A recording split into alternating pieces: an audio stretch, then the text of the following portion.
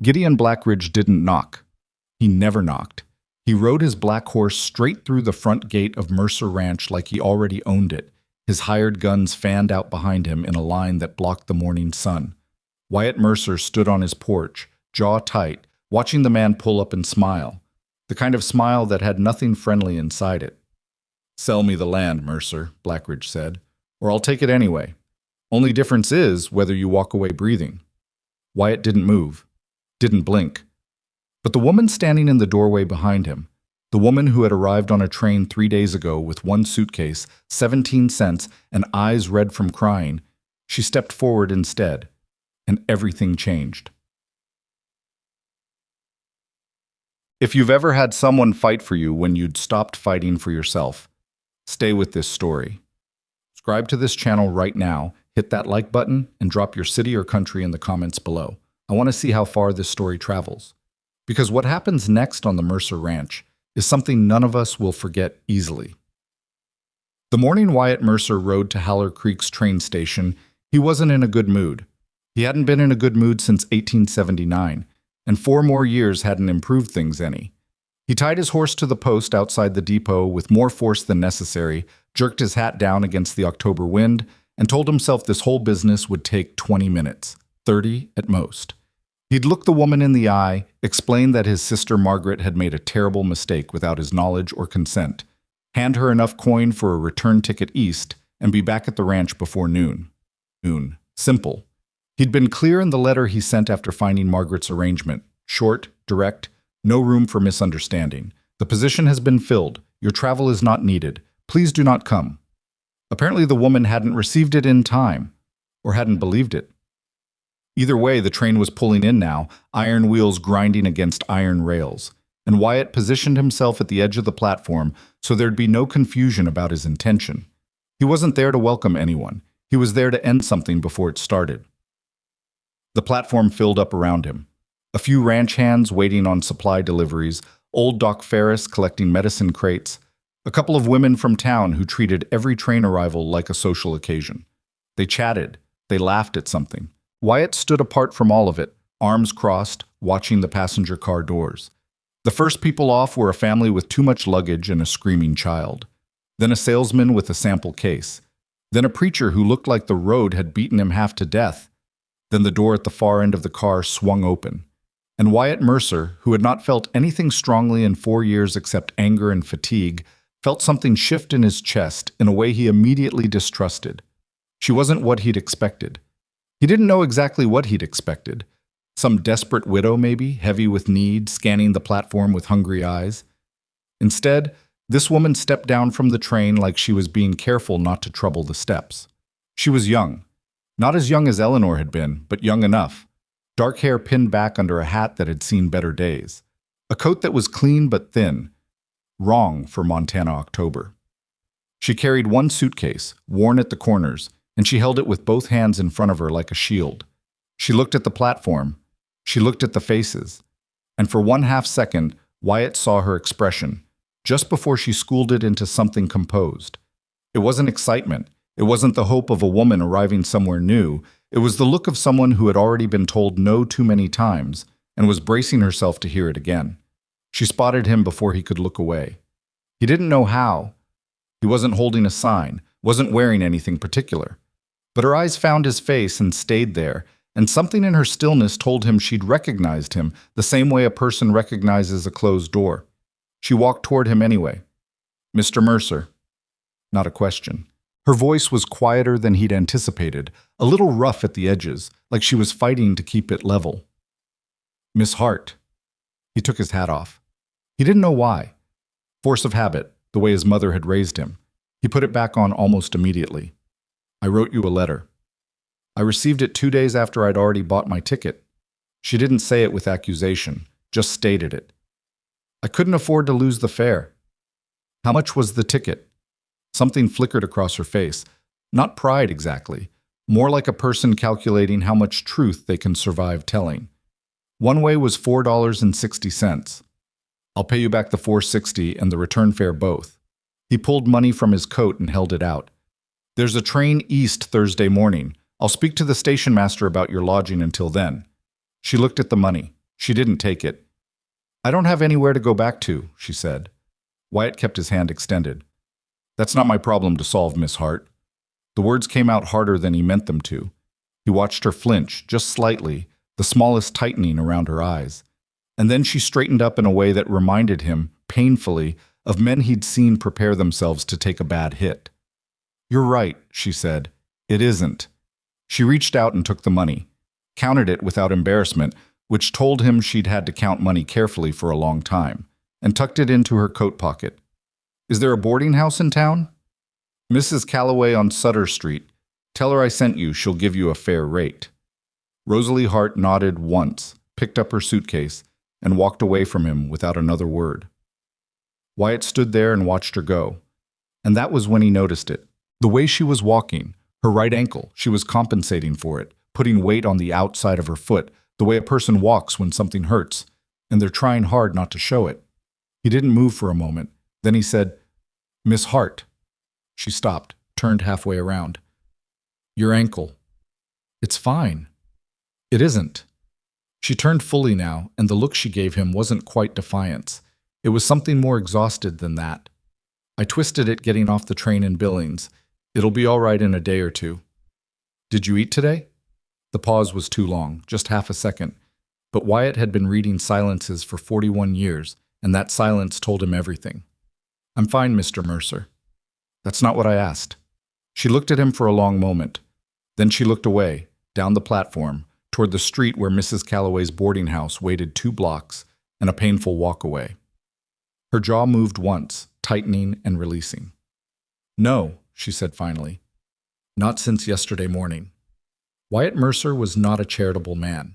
He would have told you that himself, directly and without apology. He had a ranch to run, 60 head of cattle, 6 employees who depended on him, and absolutely no room in his life for complications. He'd made that decision 4 years ago, and it had served him well enough. Grief was cleaner when you didn't let anything new inside. But there was something about the way she'd said no. Flat and factual, with no drama behind it, not asking for anything. That did something to his certainty. Come on then, he said. She blinked. I beg your pardon? You need to eat something before you walk anywhere on that ankle. He picked up her suitcase. She reached for it reflexively, and he shifted it to his other hand. There's a place down the street. Not much, but it's hot. Mr. Mercer, you don't have to. I'm aware of that. He started walking. You coming? A beat of silence behind him. Then he heard the uneven rhythm of her footsteps following. The diner was called Haps, and it smelled like bacon grease and black coffee, which Wyatt considered adequate. He ordered steak and eggs without looking at the menu because he always ordered steak and eggs, and he told Rosalie Hart to order whatever she wanted. She ordered the cheapest thing on the board, biscuits and gravy. And he could see her doing the math in her head, calculating how long the money he'd given her needed to last. He flagged down the waitress and changed her order to steak and eggs too. Rosalie looked at him across the table. I don't need charity. You need protein, and you're going to need the strength if you're going to manage 2 days at Calloway's on what I gave you. He poured them both coffee. Consider it a business transaction. What kind of business transaction involves a stranger buying me steak? The kind where I feel responsible for you ending up hungry in Montana. He wrapped both hands around his mug. My sister is the one who wrote that advertisement. I should have been watching what she was arranging instead of assuming she had sense. Your sister, Rosalie repeated carefully. Margaret. She's 62 years old and has decided that my living alone is a personal insult to her. He said it without warmth. She placed that advertisement without consulting me. The whole thing was arranged without my knowledge. So no part of it was your idea? No part of it. Rosalie looked down at the coffee in front of her. Something crossed her face, something she didn't quite manage to hide, and Wyatt had a sudden uncomfortable feeling that he'd said something worse than he'd intended. I see, she said, quietly. Just that. The food arrived before he had to figure out what to say next. He watched Rosalie Hart take her first bite, and he saw the moment the hunger she'd been holding back became something she couldn't pretend away. She ate with control.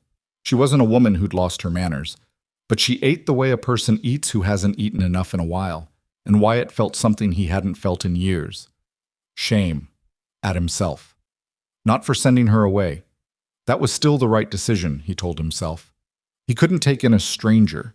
He wasn't in any condition to be anybody's husband, and he knew it.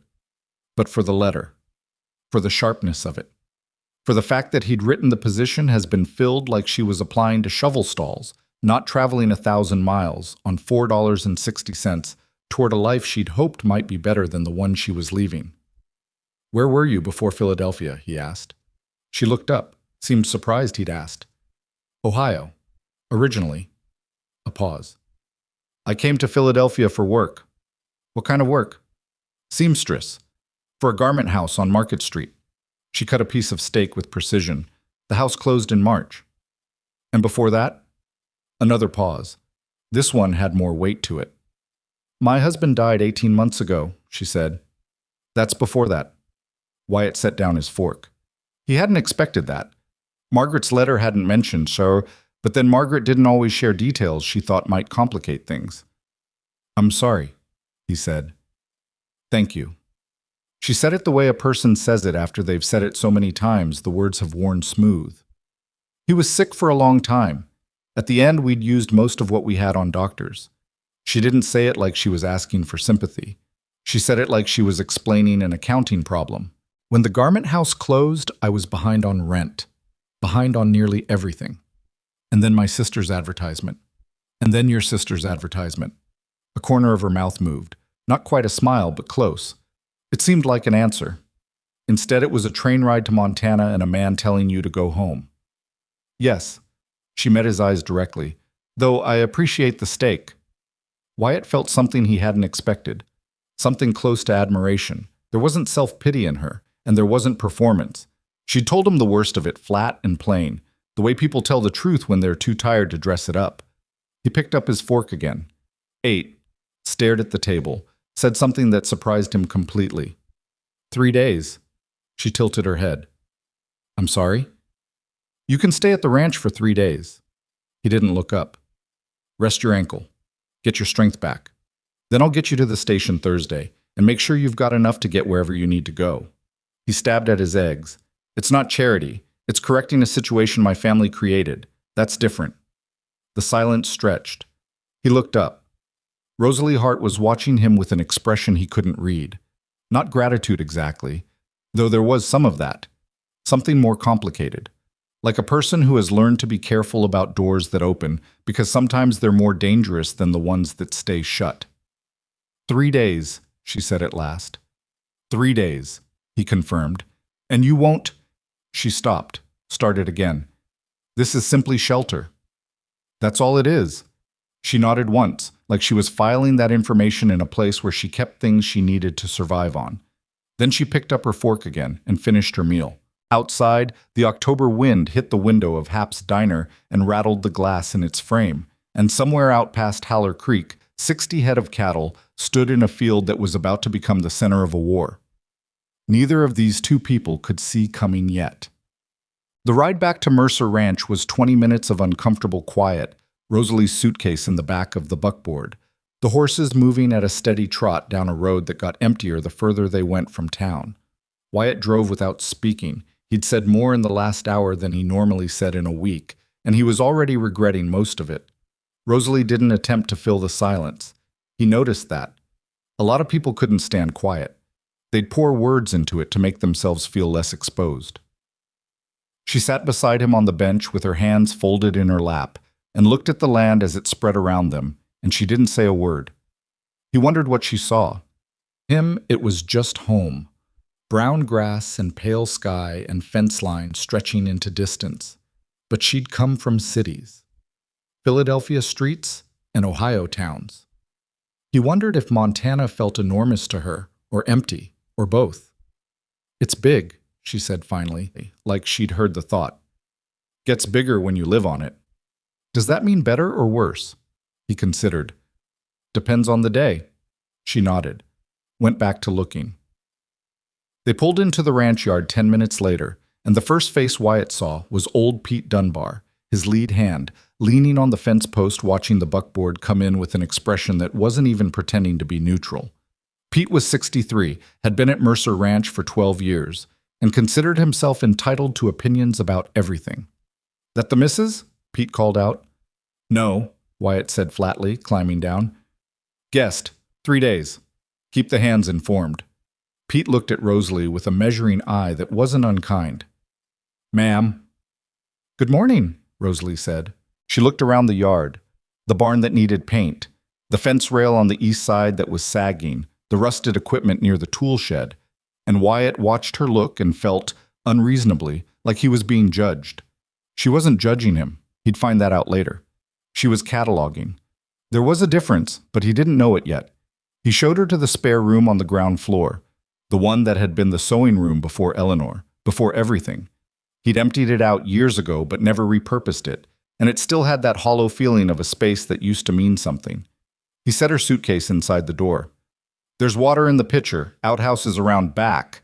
Supper's at 6 and you don't have to help. He moved to leave. Mr. Mercer. He stopped. Thank you, she said. I know this wasn't your choice. He stood in the doorway for a moment. He could hear Pete outside talking to someone and the distant sound of cattle and the wind, always the wind. 3 days, he said again, and walked out. He didn't look back, but he heard her close the door gently behind him, not with anger, not with anything dramatic, just the quiet, careful click of a woman who had learned to take up as little space as possible in other people's lives. It bothered him more than it should have. That evening at supper, which Wyatt had planned to be cold leftover beans because he hadn't bothered to cook a real meal in longer than he wanted to admit, Rosalie Hart appeared in his kitchen 30 minutes early. She didn't ask permission. She found the flour and the salt pork and the dried apples he'd forgotten were in the back of the pantry, and by the time he came in from the barn, his kitchen smelled like something he hadn't smelled in 4 years, like someone lived there. He stood in the doorway. You didn't have to do that. I know. She set a plate on the table. Sit down before it gets cold. He sat down. He ate the best meal he'd had in 4 years in complete silence, and he didn't say a word about it, and she didn't ask him to. Outside, the October sky turned the color of old iron, and somewhere at the edge of the Mercer property line, a fence post came down in the dark, though neither of them knew it yet. And the first move in a game Gideon Blackridge had been planning for 2 years had finally begun. The fence post that came down that first night wasn't an accident, though it took Wyatt 2 days to figure that out. He found it the morning after Rosalie arrived. Third post on the east pasture line, pulled clean from the ground, not rotted through, not weather damaged. Just gone. He stood there in the cold looking at the gap in the fence line and told himself it was probably deer, or maybe one of his own cattle had gotten stupid and pushed against it. Things broke on ranches. That was the nature of the work. You fixed what broke and moved on.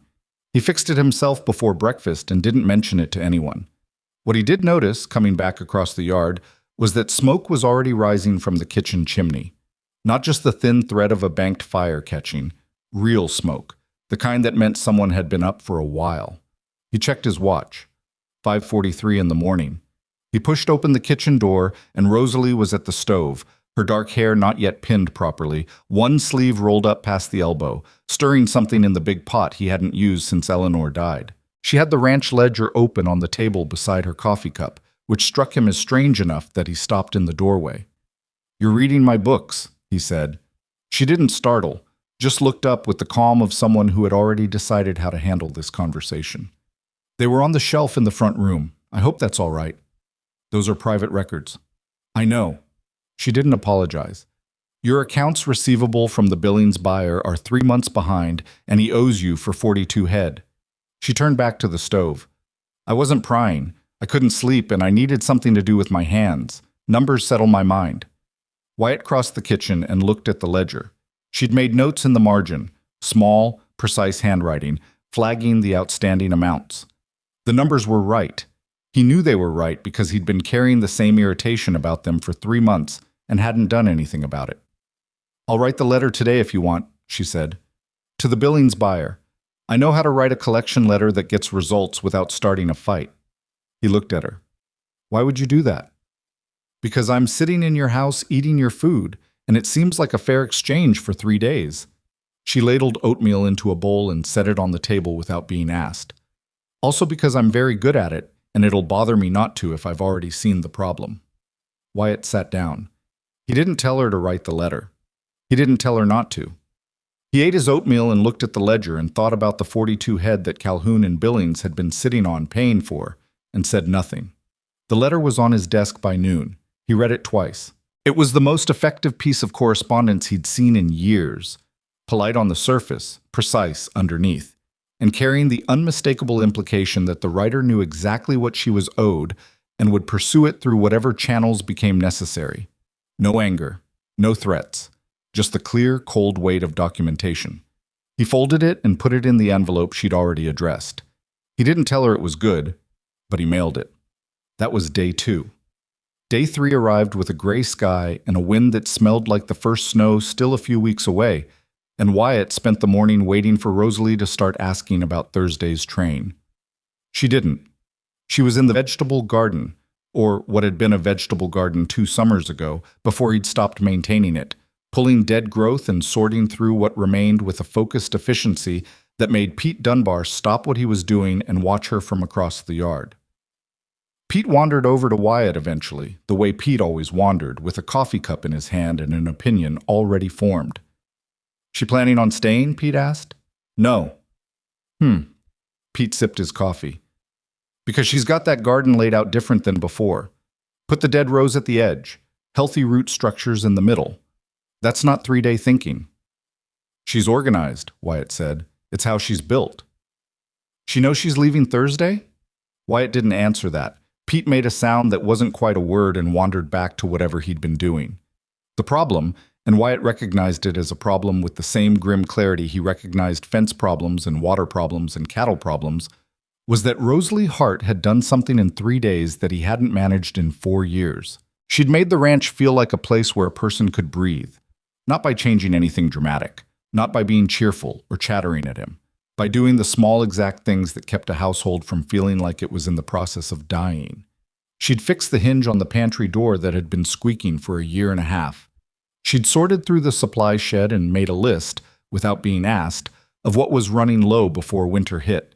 She'd talked to Pete about the East Pasture water trough that was developing a slow leak, had listened to his assessment with actual attention, and had asked 3 questions that led Pete to the solution he'd been missing.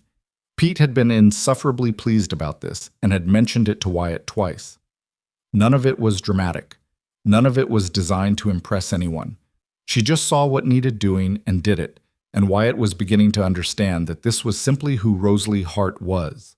Not performance, not strategy, just a woman who had survived by being useful and had kept the habit long past the point of necessity.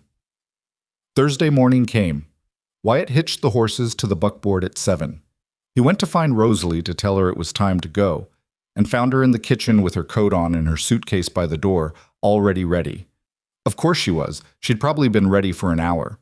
She was at the table with a piece of paper and a pencil, writing something. She didn't look up right away. "I made a list," she said. "Of what?" "Things that need attention before deep winter." She set the pencil down and pushed the paper toward him. "The east fence line has 3 more posts that need replacing, not just the one from Monday. The water trough Pete mentioned needs the fitting replaced, not just tightened. It'll fail in a freeze. Your hay supply looks adequate, but your grain stores are short for the horses if the winter runs long." She paused. "And that Billings buyer will likely send payment within 2 weeks if my letter lands the way I wrote it." Wyatt looked at the list. It was thorough. It was accurate. He could tell just from reading it that she'd paid attention to things he'd half noticed and filed away without acting on. "You didn't have to do this," he said. "I know." She stood up, picked up her suitcase. "Ready when you are." She walked to the door. Something in Wyatt's chest caught. Not sentimentally, not the way he would have said it to himself even 2 days ago. It was more like watching someone walk away from a fire into cold weather and knowing you have the fire and they don't. A practical observation that carried an inconvenient emotional weight. "The list is right," he said, "about the fence posts and the grain." "I know it's right." He looked at her. She looked back at him, and there was nothing pleading in her expression, nothing calculated. She was just a woman standing in a doorway waiting to leave, who happened to have seen more clearly in 3 days than he'd seen in 3 months. "If you stayed," he said, and then stopped. She waited. "If you stayed on, as hired help. Not the other arrangement, not what Margaret intended.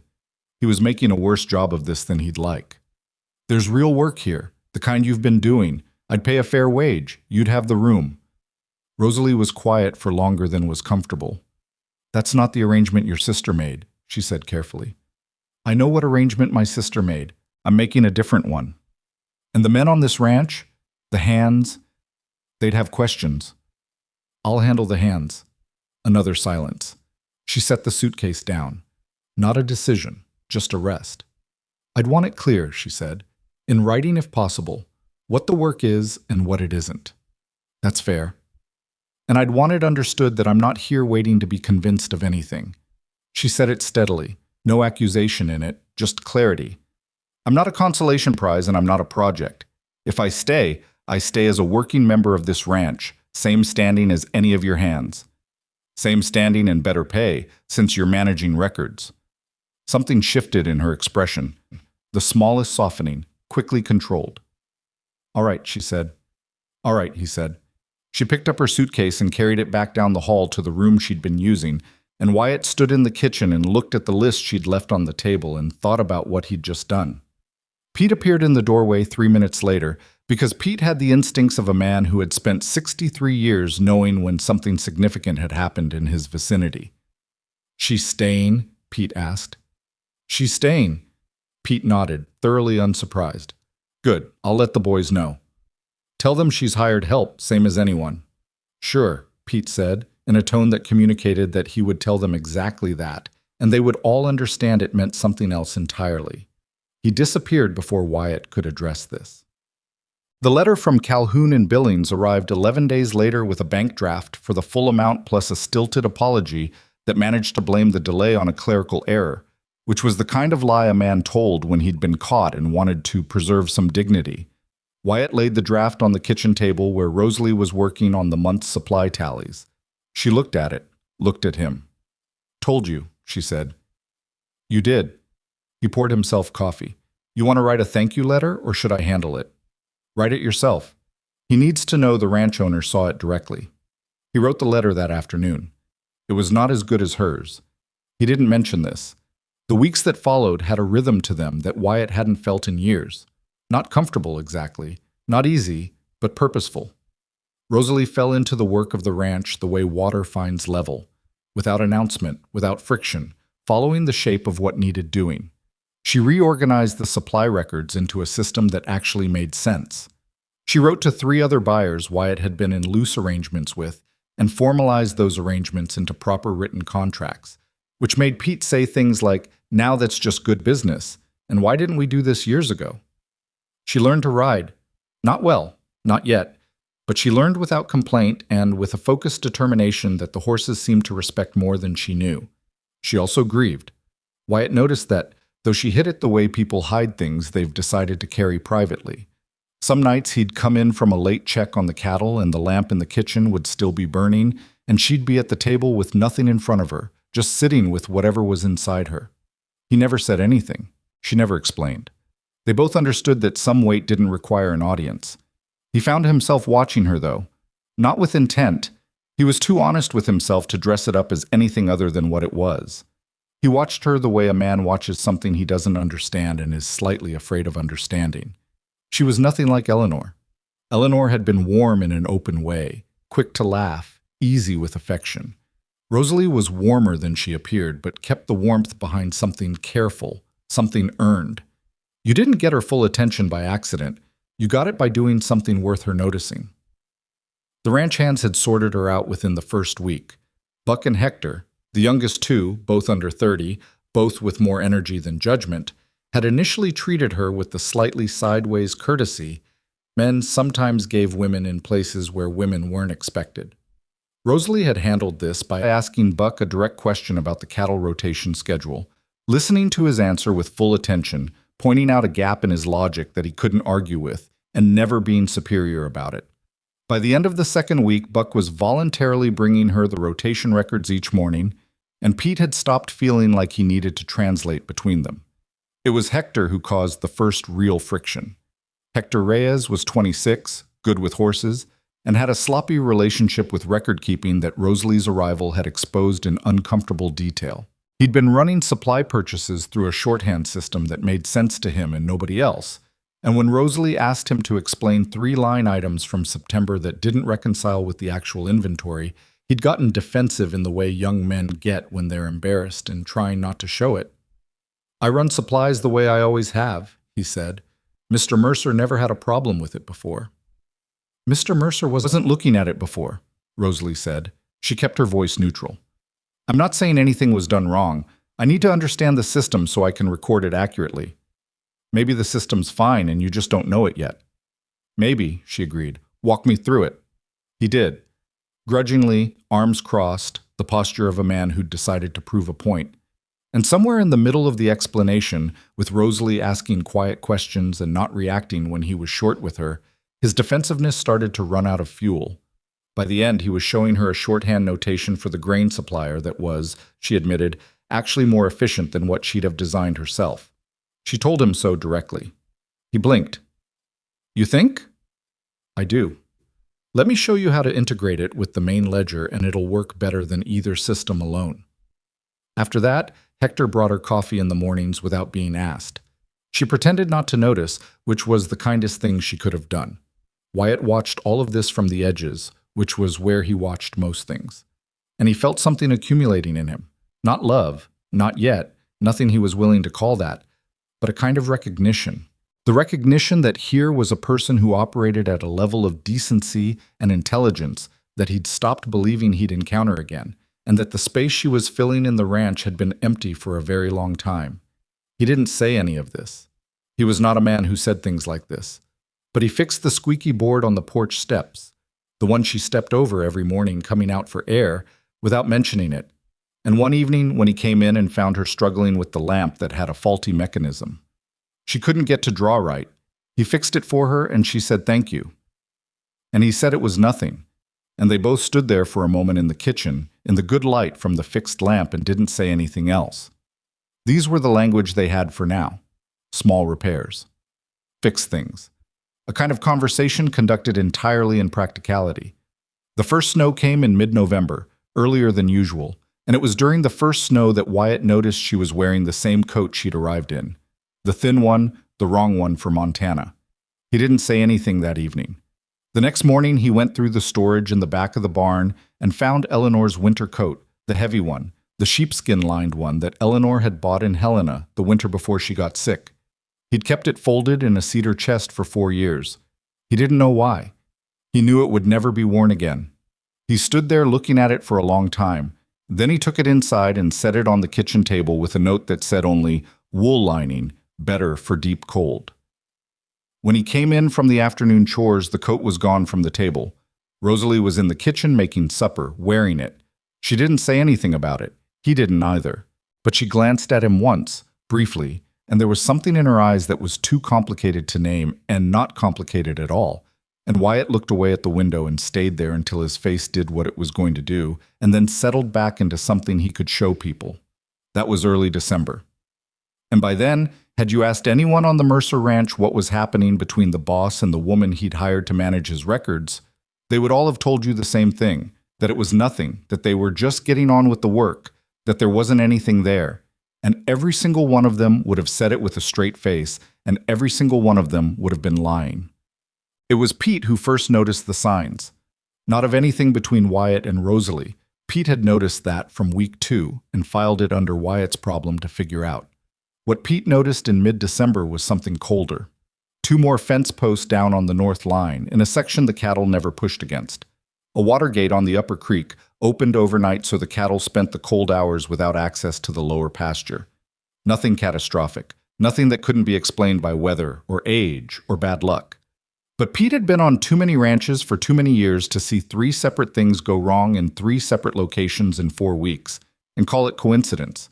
He told Wyatt on a Tuesday morning before anyone else was up. Wyatt stood at the north fence and looked at the posts pulled from the ground the same clean way the first one had been pulled in October. He stood there for a long time. The cold was the kind that got into your lungs if you breathed wrong, and the sky was the hard white of a Montana winter that didn't intend to apologize for itself. "Blackridge," Wyatt said. Pete didn't argue. Gideon Blackridge owned the crosshatch spread to the north, 12,000 acres of land that he'd acquired over 15 years through a combination of business and pressure, usually in that order, and usually with the pressure doing more of the work. He'd approached Wyatt twice in the last 3 years about purchasing Mercer Ranch. Wyatt had said no both times. The conversations had been polite. The politeness had been the kind that existed in the space before a different kind of conversation. "He's not going straight at it," Pete said. "He's wearing us down first. He's being patient." Wyatt crouched and looked at the base of the pulled post. No tool marks. Whoever did this was careful. "How long has he been at this?" "Could have been going since August. Some of the things I thought were just maintenance issues." Pete rubbed the back of his neck. "I might have been wrong about that." Wyatt stood up.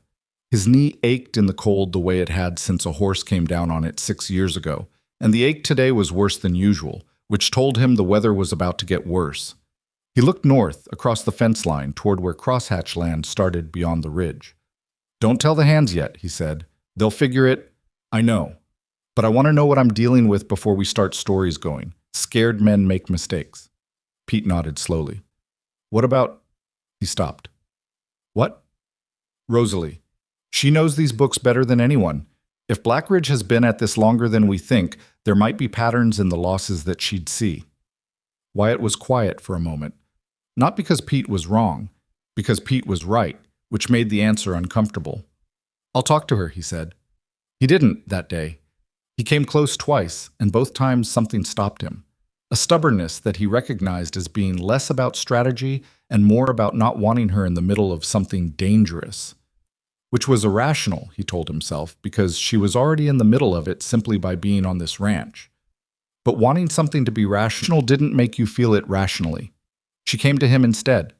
It was the evening of the following day, after supper, when the hands had gone to the bunkhouse, and the ranch was quiet, in the way it got in winter when the cold pressed everything down. Rosalie came to the front room where Wyatt was sitting with a map of the ranch spread on the table, looking at something he didn't want to be looking at, and she set a piece of paper next to the map without preamble. "I've been tracking the supply numbers going back to June," she said.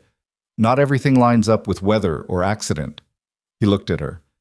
"I noticed in September," she said. "I didn't say anything because I wasn't certain, and I didn't know if it was my place." She pointed to 3 separate lines on her paper. "These 3 dates. Supply losses that don't match the records. The first fence post in October. A Watergate issue Buck mentioned in passing 2 weeks ago. And the grain stores, I thought I miscounted last week, but now I don't think I did." Wyatt looked at the paper, looked at the map, looked at the paper again. "You knew," he said. Not accusing, just the flat fact of it. "I suspected. I wanted to be sure before I brought something that serious to you." She folded her hands in front of her. "It's Blackridge, isn't it?" "Most likely. He wants the ranch. He wants everything between here and the northern ridge. My land is in the middle of what he wants." She looked at the map for a long moment. Wyatt watched her think. He could see it happening, the way she went quiet, and something behind her eyes started moving with that particular focused speed. "If he's been at this since the summer," she said, "it means he's willing to be patient, which means he thinks time is on his side. He's expecting you to run low. On money, on endurance, on hands who'll stay when things keep going wrong." She paused. "He's betting that by spring you'll be ready to sell." "And if I'm not?" She looked at him directly. "Then he'll stop being patient." Wyatt sat with that. The fire in the hearth popped once, throwing a brief orange light across the map, across the fence lines, across the notation where Blackridge's land began. "What would you do?" he said, not asking for a solution, just asking. Rosalie was quiet for a moment, looking at the map, and when she spoke, her voice had a steadiness to it that he'd come to associate with moments when she was most certain of herself. "I'd document everything from here forward," she said. "Every incident, every date, every piece of evidence. Patterns become proof eventually, and proof is what turns vandalism into a legal matter." She looked at him. "He's betting you'll fight this with fists or guns or threats. That's the fight he knows how to win. The fight he doesn't know how to win is in a courtroom." Wyatt looked at her for a long time. "You'd need a lawyer," he said, "and a lawyer costs money. The Billings buyer paid. 3 other contracts brought in better rates than before. You're not as short as you were in October." She said this plainly, like a ledger entry. "You're not rich, but you're not desperate either, and desperate is what he's counting on. Outside, the wind came off the northern ridge and hit the side of the house hard enough to rattle something in the roof. Wyatt listened to it and thought about Gideon Blackridge sitting warm in whatever crosshatch called a house, patient and certain, waiting for spring to find a broken man ready to sign something over.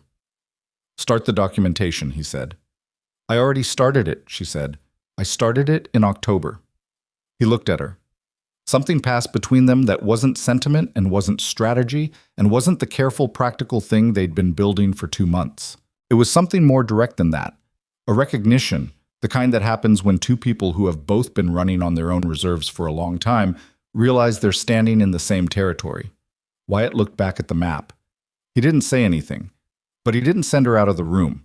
She stayed at the table across from him, and they went through the records together until late into the night, her writing and him reading, both of them tracking what Gideon Blackridge had been doing in the dark since summer, building the kind of picture that only becomes visible when someone looks at all of it at once. The fire burned low and then lower. Neither of them noticed for a long time. When Rosalie finally stood to go, she gathered her papers with the quiet efficiency that was simply her way and paused at the door with her hand on the frame. "Whatever he does next," she said, "will be bigger. He'll know eventually that patience isn't working. I know. Are you ready for bigger?" Wyatt looked at her. The lamp was low and the room was cold, and she was standing in the doorway in Eleanor's coat, carrying documentation that was going to be their first real weapon, and she was asking him a serious question with the full weight of it behind her eyes. "I've been ready for bigger since 1879, he said. She held his gaze for one moment more. Then she went down the hall to her room, and he heard the door close, that same quiet, careful click. And he sat alone with the map and the fire and the sound of the northern wind, and he thought about the fence posts and the water gates and the grain he hadn't miscounted, and he thought about Gideon Blackridge's patience running out. And for the first time in 4 years, Wyatt Mercer didn't feel alone in what was coming. That was both better and more frightening than he knew how to say. Bigger came in January. It didn't announce itself. It never did. One morning, Wyatt rode out to check the north pasture and found 7 head of cattle gone. Not strayed, not wandered through a broken fence line. Gone the way things go when men on horses move them deliberately in the dark. The ground was frozen hard enough that tracking was almost useless, but Pete found enough to confirm what they already knew. Shod hooves, multiple riders, moving north toward crosshatch land. 7 head. That was real money. That was a month of operating costs walking away on 4 legs in the middle of the night. Wyatt rode back to the ranch with his jaw set and his hands tight on the reins and said nothing for a long time after he dismounted. He stood in the yard and looked at the sky, which was the same gray it had been for 3 weeks, and breathed the cold air in and out and let the anger run through him and settle into something colder and more useful. Pete stood nearby, waiting. "Don't send anyone to crosshatch," Wyatt said finally. "Wasn't planning to. And don't go to the sheriff yet." Pete raised an eyebrow at that. "Wyatt, not yet. I want it documented first. Rosalie was right about that." He pulled off his gloves. "Get her." Pete went. Rosalie came out to the house 5 minutes later with her coat buttoned and a notebook already in her hand, which told him she'd understood immediately what this was about. She walked with him to the north pasture without being asked for an explanation and stood looking at the frozen ground where the cattle had been and asked him 3 questions. How many head? What time? Pete estimated it happened based on the tracks and what the market value was at current prices. She wrote the answers down in that precise handwriting of hers. Then she looked at the tracks herself. Not like a tracker, she didn't have that skill, but like a woman looking for the detail that told a story. "He did 7, she said. Not 20, not 2. 7. What does 7 mean? It means he's still trying to look like bad luck. She closed the notebook. If he took 20, you'd go straight to the law. If he took 2, it costs you almost nothing. 7 hurts but doesn't obviously cross a line. She paused. He knows exactly what he's doing. I know he does. Does the sheriff know Blackridge? Everybody knows Blackridge. That's not what I asked. Wyatt looked at her. Cal Briggs has been sheriff for 14 years. He's not Blackridge's man, but he's careful about who he goes after without proof, and Blackridge has never given him proof. Then we need to give him proof. She looked back at the tracks. I want to bring Ferris out here before the ground thaws. Doc Ferris is a sworn county official.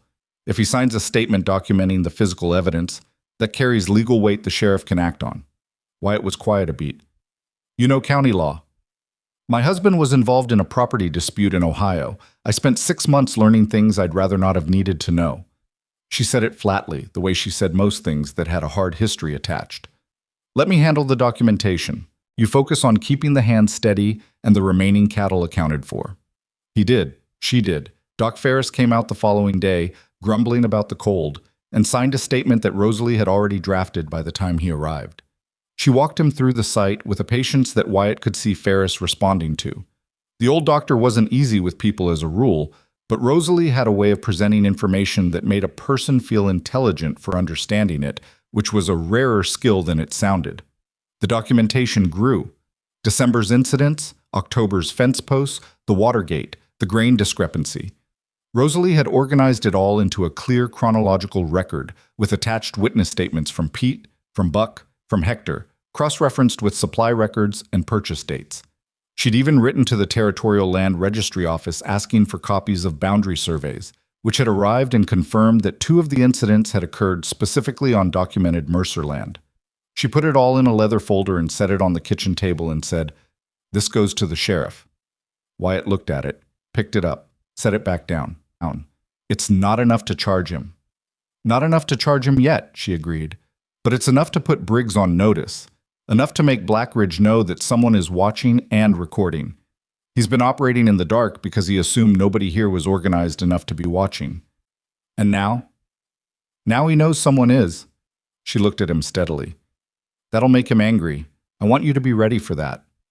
You keep telling me to be ready for things. Because you keep being slightly less ready than the situation requires. She said it without softness and without cruelty. Just the plain assessment of someone who had watched him operate for 2 months. You're brave, Wyatt. You're not afraid of physical danger. But you underestimate how ruthless this man is willing to be because you have a line you won't cross, and you keep assuming he has one too. The use of his first name landed differently than he expected. She'd been careful about that, careful in ways he'd noticed, and she either didn't realize she'd said it or had decided deliberately to. He couldn't tell. He picked up the leather folder. I'll go to Briggs tomorrow.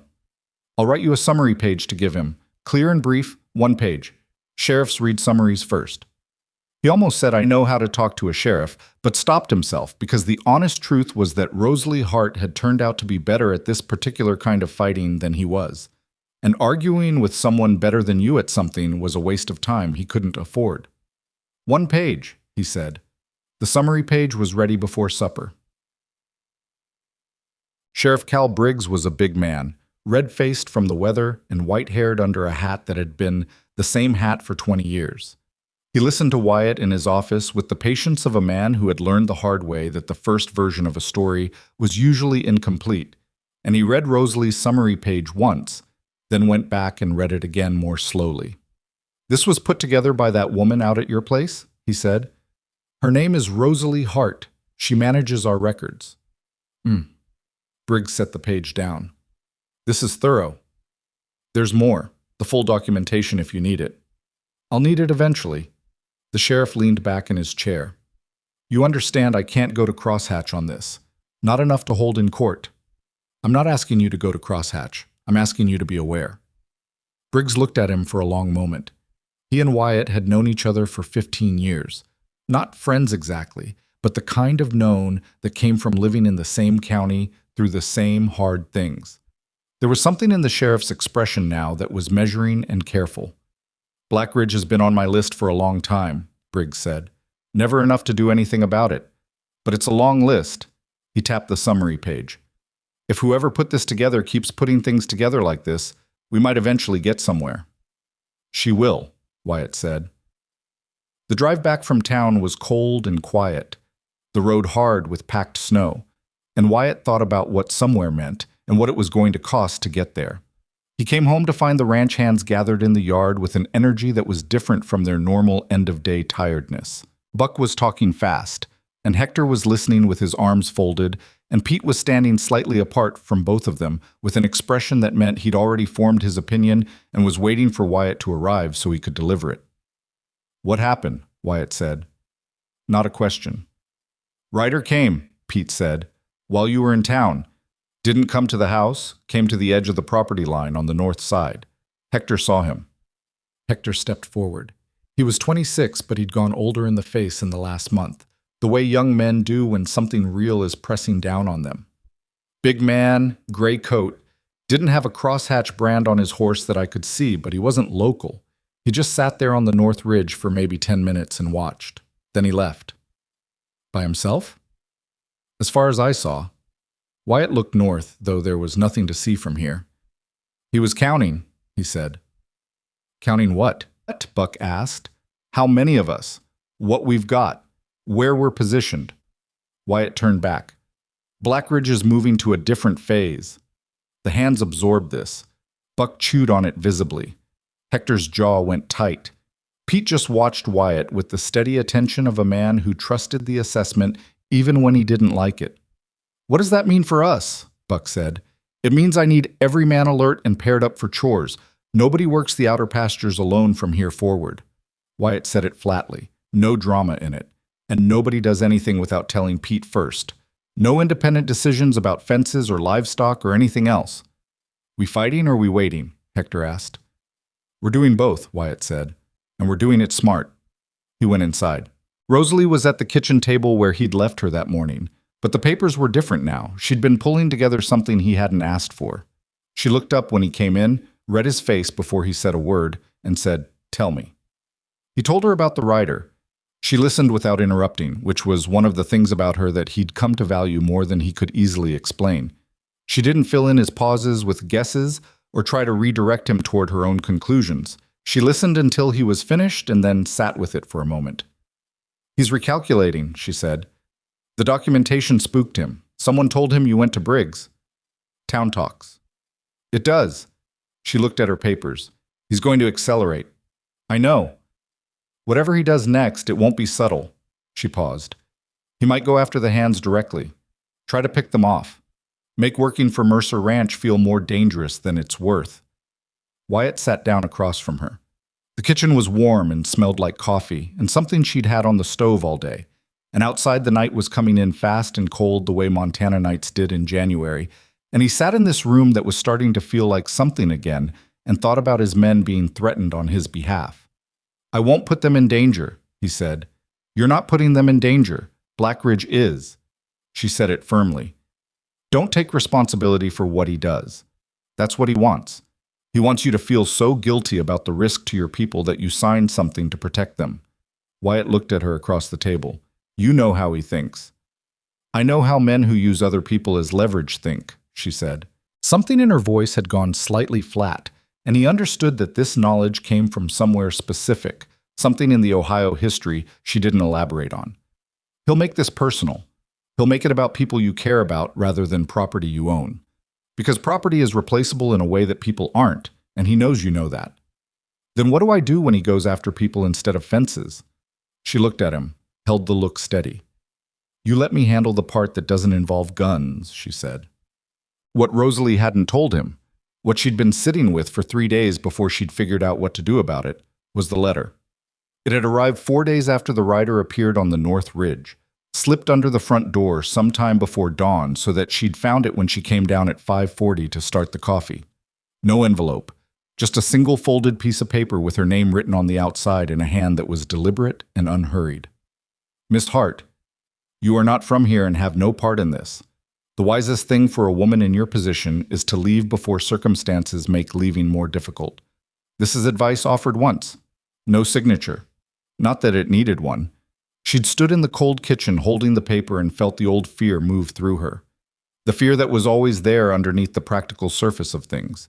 The fear she'd learned to function alongside rather than let stop her. Her hands had been steady. She was proud of that. She'd folded the paper back up, put it in the leather folder with all the other documentation, and dated and annotated it like everything else. Received January 14th. Unsigned. Delivered before 0540 hours. Suggesting nighttime access to property. Then she'd made the coffee. She told Wyatt 5 days after receiving it, because she spent those 5 days deciding whether telling him would make things better or worse. The argument against telling him was that he would want to do something physical about it, and physical was exactly the wrong territory. The argument for telling him was that it was evidence, and she'd told him herself that evidence was the only fight worth having.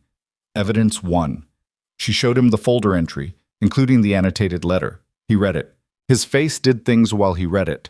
She watched the control he had over himself, the discipline of a man who had learned to keep most of what he felt from showing, and then the control slipped, just briefly, just at the jaw and around the eyes, and what was underneath was not the hot anger she might have expected. It was something colder, quieter, more dangerous. "He came onto this property at night," Wyatt said. "Yes." "While you were here, while everyone was asleep." "Yes."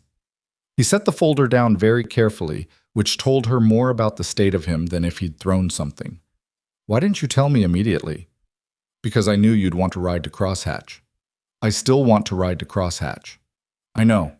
That's why I waited until I'd thought through what to do with it first." She kept her voice even. "Wyatt, he slipping a note under a door is evidence of trespassing, threatening correspondence, and attempted intimidation. That's 3 separate legal grounds in the territorial statutes." She pointed to the folder. "I've already cited the statutes. This goes to Briggs with the rest of it. And in the meantime, he walks onto my land in the dark. In the meantime, we set a watch. Pete already suggested it. I told him to wait for your word." She paused. "I'm sorry I didn't tell you sooner. I made a judgment call. I thought it was the right one." Wyatt was quiet for long enough that she started calculating alternatives. Then he said, "Don't do that again." "Make a judgment call?" "Make one without telling me first, even if you think I'll react badly." He looked at her directly. "You're not alone in this either." It landed harder than she expected. She'd been so careful about operating within her lane, useful but contained, present but not intrusive. And he just told her that lane was too narrow, not in anger, not as a criticism, as a correction offered between people who are working together toward the same thing. She nodded once. "All right. All right." He stood up. "I'm going to find Pete." The watch started that night. 2 men rotating shifts, positioned at the north and east approaches, armed and with instructions that were clear. Observe and report, no engagement. Wyatt laid this out with a directness that his hands received without argument, which told her something about the kind of authority he carried. Not the loud kind, not the kind built on performance. The kind that came from a man who had been reliable in bad situations and whose people knew it.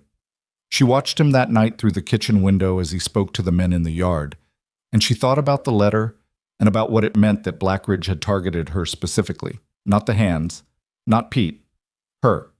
Because Blackridge was a man who understood leverage, and he'd identified her correctly as something that had changed the equation on this ranch. As something Wyatt Mercer, whether he'd admitted it to himself or not, would not want to lose. The anger that produced in her was clean and cold and useful. She'd been invisible most of her life, in Philadelphia, in the garment house, in a marriage that had been decent but quiet. And now someone was using her visibility as a weapon against a man she'd come to, what? Respect, trust, something she was careful about naming too quickly. She took the letter and the folder to Sheriff Briggs herself. She didn't tell Wyatt she was going. She told Pete, because she'd learned that Pete was the appropriate person to tell when Wyatt wasn't immediately available, and the thing couldn't wait. Pete lent her his horse and didn't ask unnecessary questions, which she appreciated. Briggs looked up when she came in. A woman alone on a January morning with a leather folder and a look he'd probably describe later as not someone you wanted to argue with. "You're the woman from Mercer Ranch," he said. "Rosalie Hart. I managed the ranch's records." She sat down across from his desk without being invited, which she could see surprised him. She opened the folder.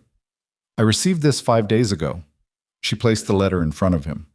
"I've annotated it with the applicable territorial statutes: trespassing, threatening correspondence, and intimidation with intent to vacate. I believe that's what it's properly called." Briggs read the letter, read her annotation, looked up at her.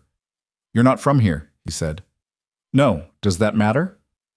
"Just establishing the facts." He looked back at the letter. "This changes things." "I'd hoped it would." Blackridge, if it's Blackridge, just made this personal in a way that leaves a paper trail." Briggs was quiet a moment. "That's either stupid or desperate." Or he assumed I'd be too frightened to report it, she said. Briggs looked at her again with the measuring look of a man recalibrating. Apparently he was wrong. Apparently. She placed the rest of the folder's contents in front of him. This is everything from October to present, dated, witnessed, cross-referenced. I'd like to leave it with you and have you sign a receipt of documentation so we have a record of what was handed to your office and when. Briggs blinked. I've never had a witness request a receipt before. I'd imagine not many witnesses have dealt with someone as patient and well-resourced as Blackridge before, she said. Documentation protects everyone, including you. He considered her for a long moment. Then he pulled a piece of paper from his desk drawer and wrote out a receipt and signed it and handed it to her. Miss Hart, he said as she stood to leave, how long have you been at Mercer Ranch? About 3 months? He looked at the folder. Mr. Mercer is lucky you arrived when you did. He didn't think so at first, she said, and left. She was nearly back to the ranch when the trouble found her. There were 2 of them on the road, not Blackridge's usual workers. She didn't know the ranch hands from Crosshatch well enough to recognize them, but these 2 were different, harder. The kind of men who hired themselves out for work that regular ranch hands didn't want to know about. They'd positioned themselves on the road in a way that wasn't quite a blockade, but required her to slow down to navigate around them. She slowed. She didn't stop. Miss Hart, one of them said. He was younger than she'd expected, with a flat effect that was more unsettling than aggression would have been. Mr. Blackridge wants to know if you reconsidered his advice. Tell Mr. Blackridge I appreciated the note. She kept Pete's horse walking forward, steady pace, and kept her voice the same way. I've passed it along to Sheriff Briggs along with several other items of interest. The man's expression shifted, just slightly. She'd surprised him. That was unwise, he said. That's a matter of perspective.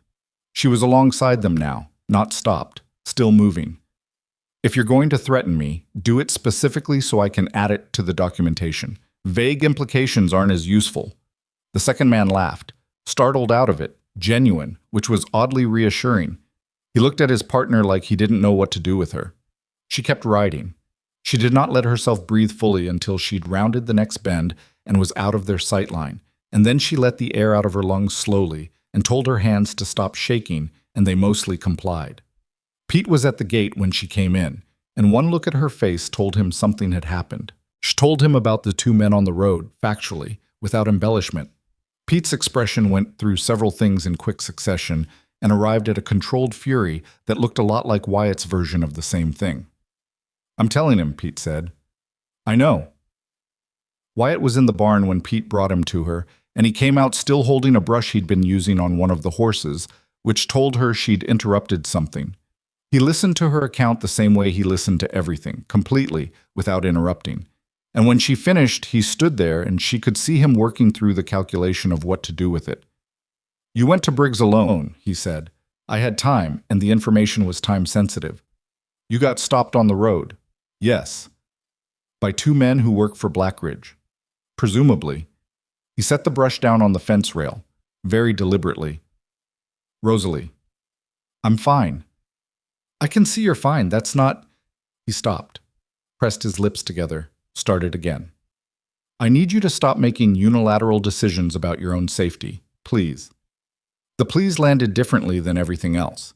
He wasn't a man who said please easily. She'd noticed that. He said it when he actually meant it, which meant he was closer to something than his face was showing. All right, she said. I'll tell you first. Before, not after. Before, she agreed. He picked the brush back up, which was his way of regulating whatever was moving in him. She'd figured that out. He looked at the fence line and then back at her. What did Briggs say? That the letter changes things. She reached into her coat and produced the receipt. He signed this. Documented receipt of everything. It's dated today, which means any future claim that evidence was fabricated has a harder time sticking. Wyatt took the receipt and read it. He stood there in the cold January air, holding a piece of paper she'd thought to request, and he hadn't, and something moved across his face that he didn't entirely manage to contain. You thought of the receipt, he said. It seemed obvious. It wasn't obvious to me. Different training. She said it without superiority. You know things I don't. I know things you don't. That's the whole point. He looked at her. That look she'd come to recognize, the one he gave her when she'd said something that had gotten past his defenses before he'd managed to fortify them. He looked away again quickly. "Get inside," he said. "It's cold." She went inside. What happened over the following 2 weeks was the kind of escalation that Rosalie had predicted and Wyatt had prepared for, and that still landed harder than either of them was fully ready for. The hired men began appearing at the edge of Mercer property regularly, not acting, not crossing the line, just appearing, standing, watching. The psychological pressure of it wore on the hands in ways that were visible. Buck stopped sleeping well. Hector started making small errors in the supply tallies that he never made before. And even Pete, who was constitutionally immune to most forms of anxiety, had gone quieter than usual. Then in late January, the barn caught fire. Not fully. The watch caught it before it took hold, Hector throwing snow on the eastern wall at 2 a.m. and waking the whole ranch with his shouting. They contained it to one wall, and the damage was real but survivable. No animals lost, no lives at risk. But the message was not survivable in the other sense, the one that mattered. Blackridge was done being subtle. The patience had run out. Wyatt stood in the cold and looked at the scorched wall of his barn at 3 a.m, surrounded by his exhausted, frightened, angry men. And Rosalie stood beside him with her arms crossed against the cold in Eleanor's coat. She didn't say anything because there was nothing useful to say yet. She waited for him to finish what he was doing internally before she said anything at all. After a long time, he said, "He's moving fast now." "Yes. He'll have hired guns here within the week." "I think so." He turned and looked at her. His face was ash-gray from the smoke and the cold and the hard kind of tiredness that came from fighting something that didn't fight clean, and his eyes were completely clear. "You said once you'd handle the part that didn't involve guns," he said. "I did." "What does that look like right now?" She'd been thinking about this for 2 weeks. She'd been thinking about it since she saw the 2 men on the road and understood that Blackridge was going to push this to a point that documentation alone wouldn't hold. She'd been thinking about it, and she had an answer that she'd been arguing with herself about, because the answer required doing something alone again, and she'd promised she wouldn't. "There's a meeting in Holler Creek next Thursday," she said. "Business owners, some ranchers, monthly thing. Blackridge attends." Wyatt went very still. "Absolutely not. Listen to me. Rosalie, listen." Her voice was steady and firm, the same tone she used when she'd decided something after thinking it through completely and wasn't going to be moved by the first objection. "He's hired men for this because hired men can be let go. They don't go to prison for him, and when the legal trouble gets real enough, they disappear. He knows I've been documenting. He knows Briggs has it. What he doesn't know is how much I actually have, or what I'm prepared to do with all of it." She paused. "If I can talk to those men directly, not threaten them, not confront them, talk to them, show them what I have, make them understand what they're actually risking versus what Blackridge is actually paying, these aren't reasonable men.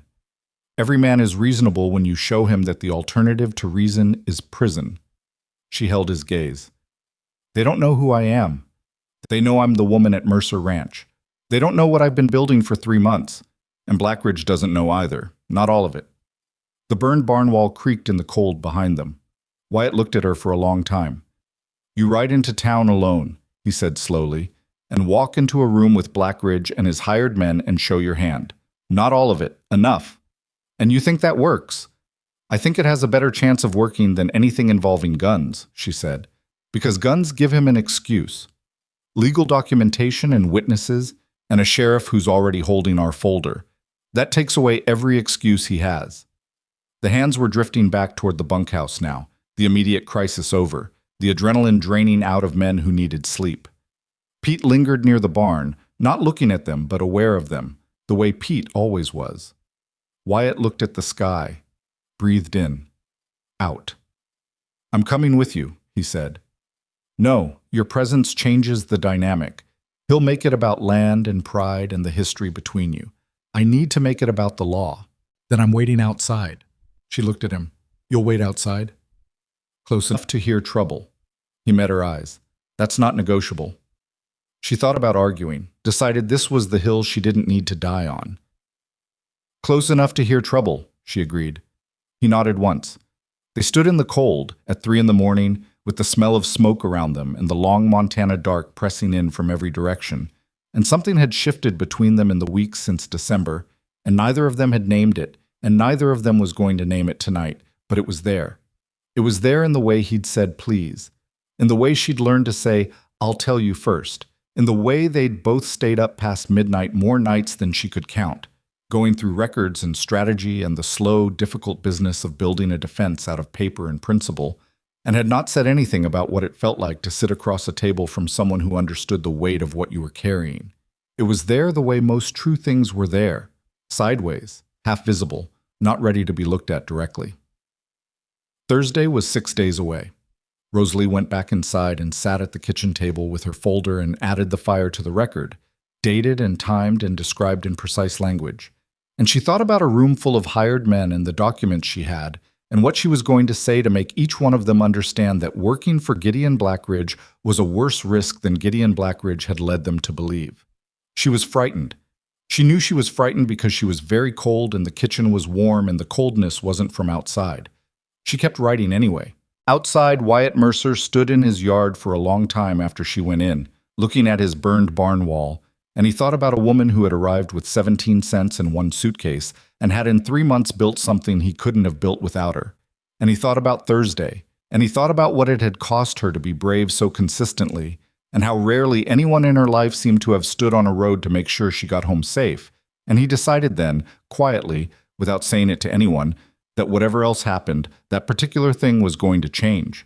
The 6 days before Thursday moved the way bad weather moved, slowly when you were watching it, faster than you expected when it arrived. Rosalie spent those 6 days preparing with the same methodical focus she brought to everything, but Wyatt noticed the difference this time. The preparation had a different quality to it, more internal. She still managed the records and wrote to 2 buyers and helped Hector reconfigure the grain storage after the barn fire made the original layout impractical. But in the evenings, she was quieter than usual, sitting with the leather folder open in front of her, reading through it. Not like she was learning something new, but like a person rehearsing, running through the same material over and over until it was so thoroughly known that no version of fear could make her forget it. He didn't interrupt those evenings. He let her have them. What he did instead, without announcing it, was quietly learn everything he could about the men Blackridge had hired. He rode into town twice on different pretexts and asked the questions that got answered when a rancher asked them, because ranchers had networks the way rivers had tributaries. Information moved along them constantly, quietly, and if you knew where to listen, you heard more than most. He came back both times with names and rough histories, and the kind of practical knowledge that Rosalie's documentation couldn't provide. Who these men were, where they'd worked before, what they'd done, and for whom. He didn't share all of it with her. Some of it was ugly in ways that would make Thursday harder for her to walk into, and she needed to walk into Thursday without that particular weight. He shared the relevant part on Wednesday evening. "The younger one you talked to on the road," he said. "His name is Cole Dressler. He's worked for 3 different operations in the last 5 years, all of them in land disputes, all of them on the winning side." Rosalie looked up from the folder. "Meaning he knows how these situations end. Meaning he's been paid well and stayed out of legal trouble because he knows exactly where the line is." Wyatt sat down across from her. "He's not a stupid man. That's useful. Because a smart man can be reasoned with. Or because a smart man knows when the odds have changed." He paused. "The other one on the road, the one who laughed. His name is Sam Pruitt. He's local, been here about 4 years. Family in Billings." Another pause. "He's not a hardened man. He's a man who needed work and got the wrong kind." Rosalie was quiet, looking at the table. Then, "You're telling me who to talk to first?" "Pruitt. Talk to Pruitt first. Somewhere Dressler can hear it." She looked at him. This was what she meant about him knowing things she didn't. The social geometry of men in physical situations, who deferred to whom, who led opinion without leading rank. She would not have figured out the Pruitt angle on her own. "How many of them are there altogether?" she asked. 6 that I've confirmed, possibly 8. He watched her face. "You don't have to do this. I know. There are other options. Name one that ends better." He couldn't. He'd spent 6 days trying to find one and had come up empty, which was the honest truth that had kept him up more nights than he was going to admit. Rosalie's plan was not the plan he would have chosen. It required her to walk into a room and rely on preparation and nerve, and the hope that men hired for intimidation would respond to logic, which was asking a great deal from both human nature and the available evidence. But the alternative, armed confrontation with hired guns, fighting Blackridge on terrain, worse. The math was worse. The law was worse. The body count would be worse. He knew it. He just hated it. "I'll be right outside," he said. "I know. If it goes wrong, it won't go wrong." She said it not with bravado, but with the flat conviction of someone who had thought through the failure cases and made her peace with them. "And if it does, I'll be loud about it." He almost said something then, the kind of something that had been accumulating in him for 2 months, building the way pressure builds in a system before it finds a release point. He was aware of it. I was aware that sitting across a table from her in this kitchen had stopped feeling like a neutral situation some time ago, that the lamp between them and the winter dark outside and the folder full of evidence they'd built together had added up to something he didn't have clean language for and wasn't sure he deserved to offer. He looked at the table instead. "Get some sleep," he said. She closed the folder. "Wyatt." He looked up. She held his gaze for a moment in the way she sometimes did, not with anything dramatic behind it, just with the directness of a woman who looked at hard things without flinching. "Thank you for finding out about Pruitt," she said. "That matters." "It's practical," he said. "Most of the things that matter are." She stood, picked up the folder, stopped at the door. "I'm not frightened of tomorrow." "I know. I want you to know that." "I do know it," he said. "That's not what I'm worried about." She understood that. He could see it in her face, the small acknowledgement of what he hadn't said, tucked away in the same careful place she kept other things she didn't push him on. She nodded once and went down the hall to her room, and Wyatt sat at the kitchen table for a long time after the lamp in her room went out. Thursday morning arrived gray and cold, the sky the color of old pewter, and they left before the hands were up. Rosalie had the folder inside her coat. She wore Eleanor's sheepskin coat, and her hair was pinned neatly, and she sat straight on the buckboard seat with her hands in her lap and looked at the road ahead, like the road was something she'd already decided about.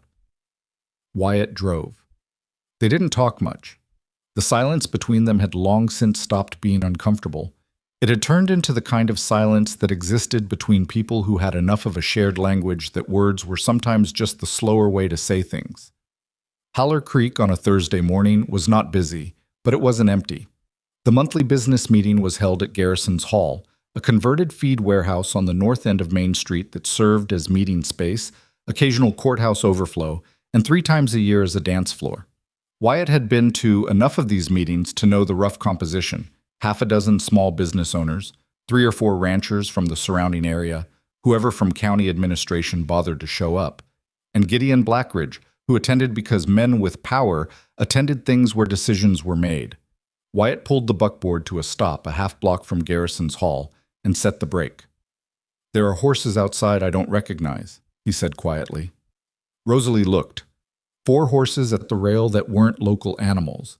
She'd learned enough about the area's stock to know the difference. His men. Some of them, he brought them to the meeting. Wyatt's jaw was tight. "He's showing force." "Good," she said, and he looked at her. "It means they're all in one room." She climbed down from the buckboard before he could hand her down, which was her way, and she adjusted her coat and straightened her hat and checked that the folder was inside the coat's inner pocket where she could reach it without fumbling. Then she looked at Wyatt standing beside the buckboard with his hands loose at his sides and his eyes on the hall door in the particular stillness of a man holding himself in check. "Stay here," she said. "I'll be at the side door. Don't come in unless you hear something break. Define break." "Furniture," she said. "Not voices." "Voices are fine." He didn't look reassured. She hadn't expected him to be. She walked toward Garrison's Hall. The door was heavier than she expected, and she had to put her shoulder into it, which was not the entrance she would have chosen, but she was inside before she could spend time being embarrassed about it. The hall was maybe 30 feet wide and twice as long, with long tables set up in a rough horseshoe shape and perhaps 20 men gathered around them in various attitudes of conversation. A wood stove at the far end was doing its job. Oil lamps hung from the rafters. She found Blackridge immediately, because Blackridge was the kind of man who arranged himself in rooms so that he was found immediately. He sat at the head of the horseshoe, a big man in his late 50s with a carefully trimmed gray beard and the kind of clothing that cost money without advertising it. He looked prosperous and patient and entirely in charge of himself, and he was in the middle of a conversation with the man beside him when she walked in, and he kept his eyes on that conversation for 3 full seconds after the room had noticed her, because that was the kind of man he was. The 4 unfamiliar men were positioned at the edges of the room. Not quite guards. Not guards. One of them was Cole Dressler, who recognized her at the same moment she recognized him. His expression shifted in a way that would have been invisible to most people but wasn't invisible to her. Sam Pruitt was to Dressler's left.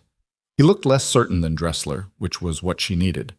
Rosalie walked to the nearest empty chair and sat down, which created a brief confused pause in the room because sitting meant she intended to stay, and most of the men hadn't finished processing whether she was supposed to be there.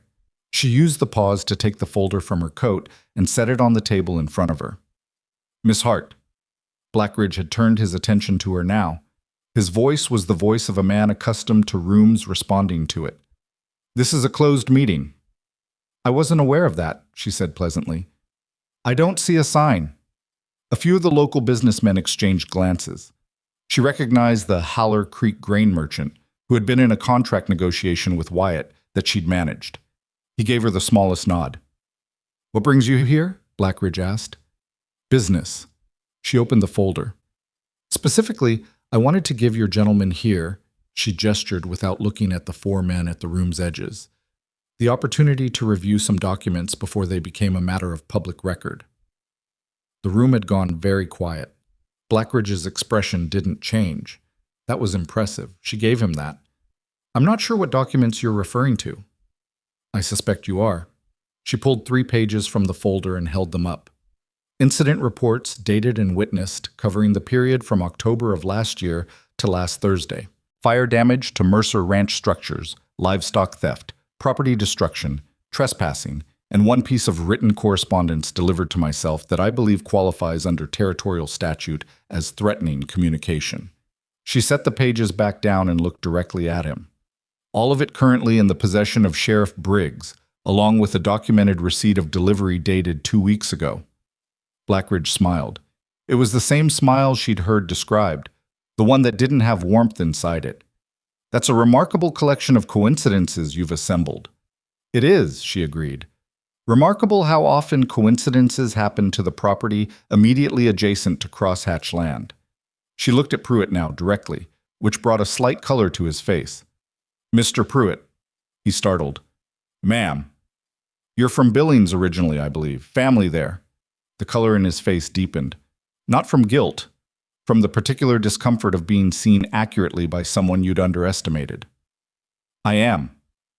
I want to make sure you understand something." She kept her voice even and not unkind, because that was the tone she'd decided on, the one that made this about information rather than judgment. "The documentation I've described isn't just sitting with Sheriff Briggs. Copies have been sent to the Territorial Land Office and to a land rights attorney in Helena." She paused to let that settle. "The incident with the barn alone is enough for an arson charge. Arson carries 5 to 15 years in the Territorial Penitentiary." Silence. "The interesting thing about conspiracy to commit arson," she continued, "is that it carries the same charge whether you struck the match or stood on the road and watched. Participation is participation in the eyes of the law." She looked around the room, not at Blackridge, at the other men, the hired men who'd been brought here as display. "I'm not here to threaten anyone. I'm here because I believe everyone in this room deserves to make informed decisions about what they're involved in. Mr. Blackridge has characterized his arrangement with you as, I assume, ranch management or land security work. That characterization becomes significantly less accurate when the documentation I've described reaches a judge." Dressler spoke. His voice was flat and careful. "You're bluffing." "About which part?" She looked at him. "The dates? Witness signatures? The attorney in Helena?" She pulled another page from the folder and pushed it across the table. "That's the attorney's reply to my initial correspondence. His contact information is in the letterhead." Dressler picked it up, read it, set it back down. Something moved in his face that he controlled quickly. Blackridge's voice had gone quieter, which she recognized as a worse sign than loudness.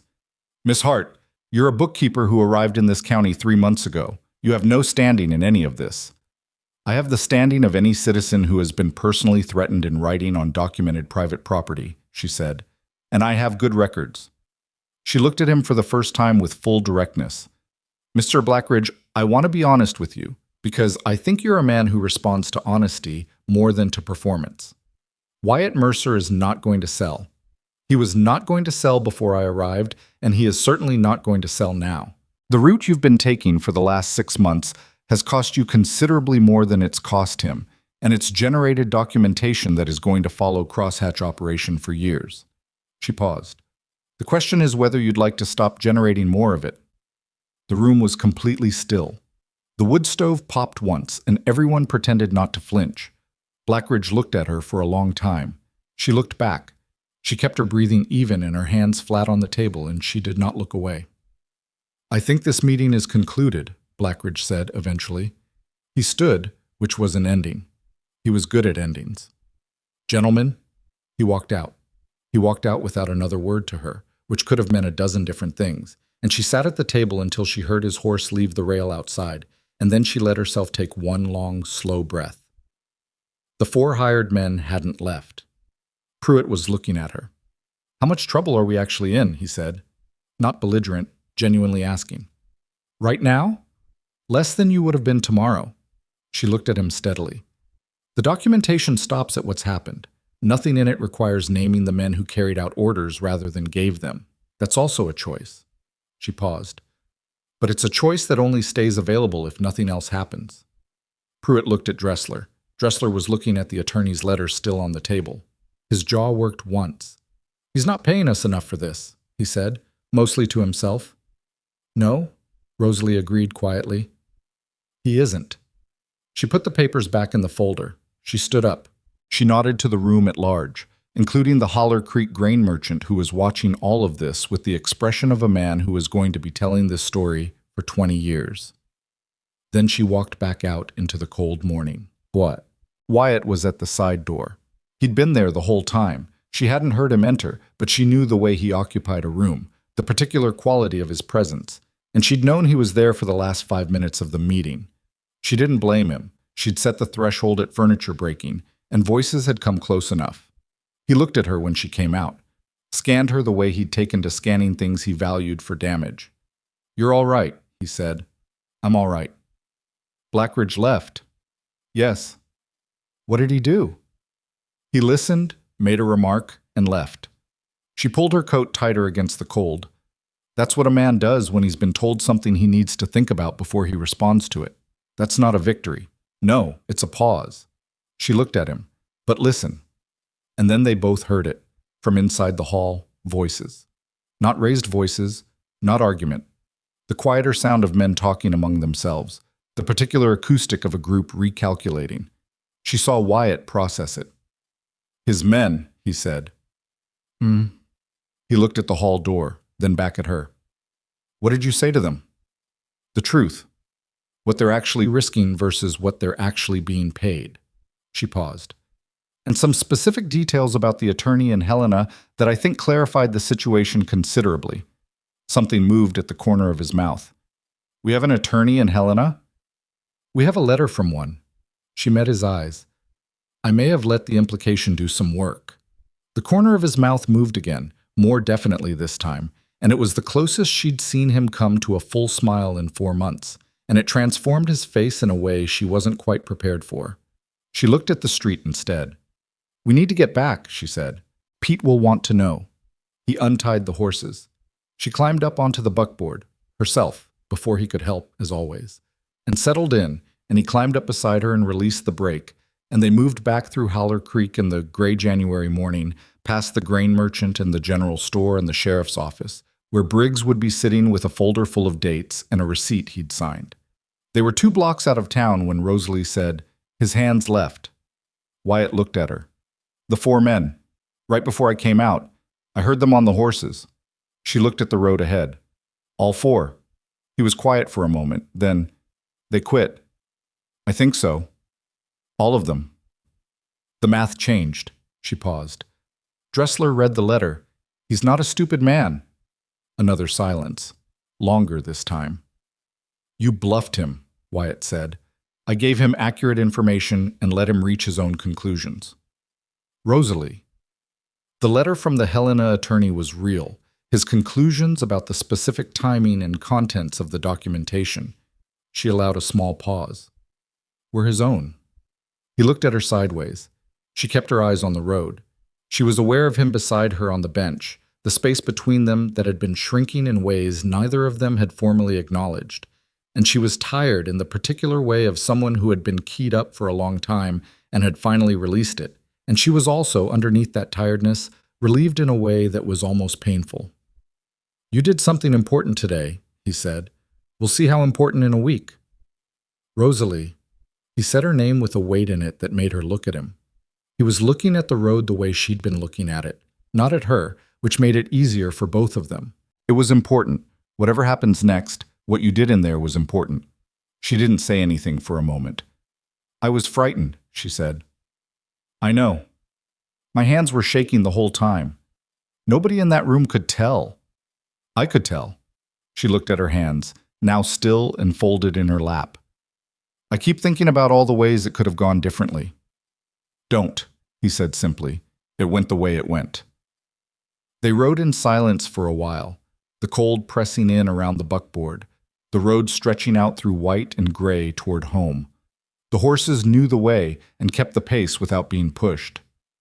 There's something I should tell you, Wyatt said eventually. She waited. What I said last night, about not being worried about whether you were frightened. He kept his eyes on the road. What I meant was, I was worried about what it would mean if something happened to you, specifically. He paused. Not as a member of this ranch, as specifically. The buckboard moved along the frozen road. I know what you meant, she said. I should have said it clearer. You said it clearly enough. He glanced at her. She was still looking at the road. Eleanor was... He stopped. Started differently. I'm not going to compare things. That's not what I'm doing. I know. I'm saying that I haven't... Another stop. He was better with action than language when it came to this. She'd understood that for weeks. There's a way of getting used to a person, he said slowly, where you stop imagining what things would be like without them because the question has stopped making sense. Her hands were very still in her lap. Wyatt, she said carefully, I know we agreed on a specific arrangement. We did. This isn't pressure. This isn't, he said it firmly. I need you to know that. However you want this to be, that's how it is. I'm not renegotiating what you signed on for. She looked at him. He was still watching the road and his jaw was set, and he was, she realized, more frightened right now than she'd been in Garrison's Hall, because this was not a room he had documentation for. This was not a situation he could prepare against. He was saying something he meant without knowing how it would land, and the not knowing was its own kind of brave. I'm not going anywhere, she said. He didn't respond immediately. That's not an answer, he said. It's part of one. She looked at the road again. I made a specific choice when I didn't get on the Thursday train in October. That was about the ranch. She paused. The choice I've been making every morning since then has been about something else. He was quiet for a long time. All right, he said. The words came out rough, and she understood they carried more than they said. All right, she agreed. They rode the rest of the way home in a silence that was different from all the silences before it. Warmer, more settled, the kind that didn't need to be filled because it already was. Pete was in the yard when they pulled in. He read the buckboard, read their faces, and arrived at a conclusion that he expressed by going back into the barn without asking a single question, which was Pete's way of celebrating things he'd seen coming for months. Buck and Hector came out of the tool shed to meet them.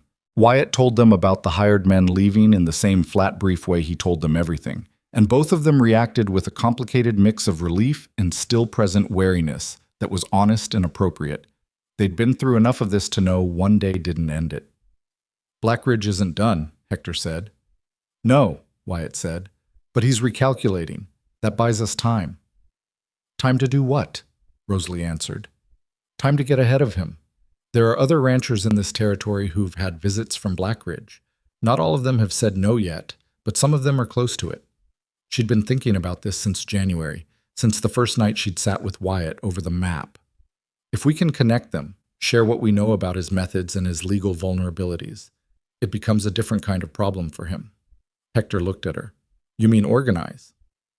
I mean share information. There's a difference. She paused, though it might become more than that eventually. Buck and Hector exchanged a look that said this was a bigger idea than they'd been expecting from a Thursday morning in January, which she took as a reasonable reaction.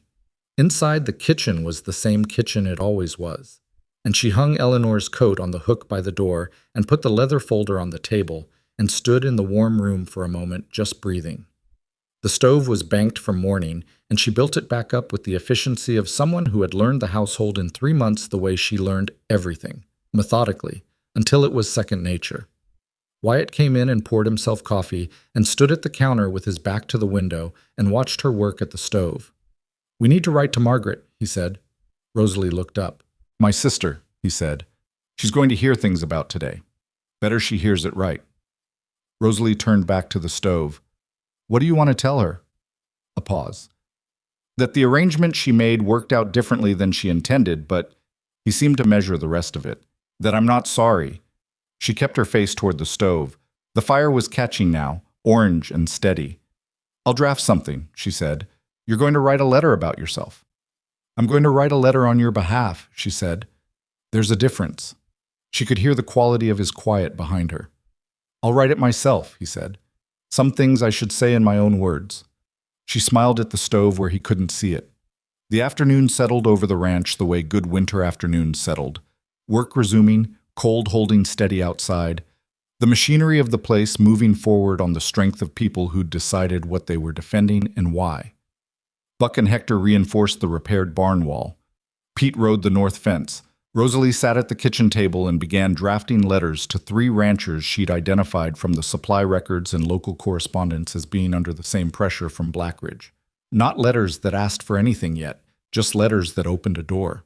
She was on the second one when Wyatt came and sat across from her with his own paper and his own pen and wrote his letter to Margaret in the long-suffering handwriting of a man who did not correspond easily but was trying. They sat across from each other, both writing, the lamp between them, the winter outside, and said nothing for a long time. Then Wyatt put down his pen and read back what he'd written and made a sound that wasn't quite a word. Is it bad? She asked, without looking up from her own letter. It's honest, he said. I'm not sure it's good. Honest letters rarely are. She set her own pen down and held out her hand. He slid the paper across the table. She read it. It was not a well-crafted piece of correspondence. It had crossed out lines and a sentence that ran on longer than it should, and a choice of words in the middle section that she would have changed. But it said what it meant to say, directly and without performance. And there was one line near the end.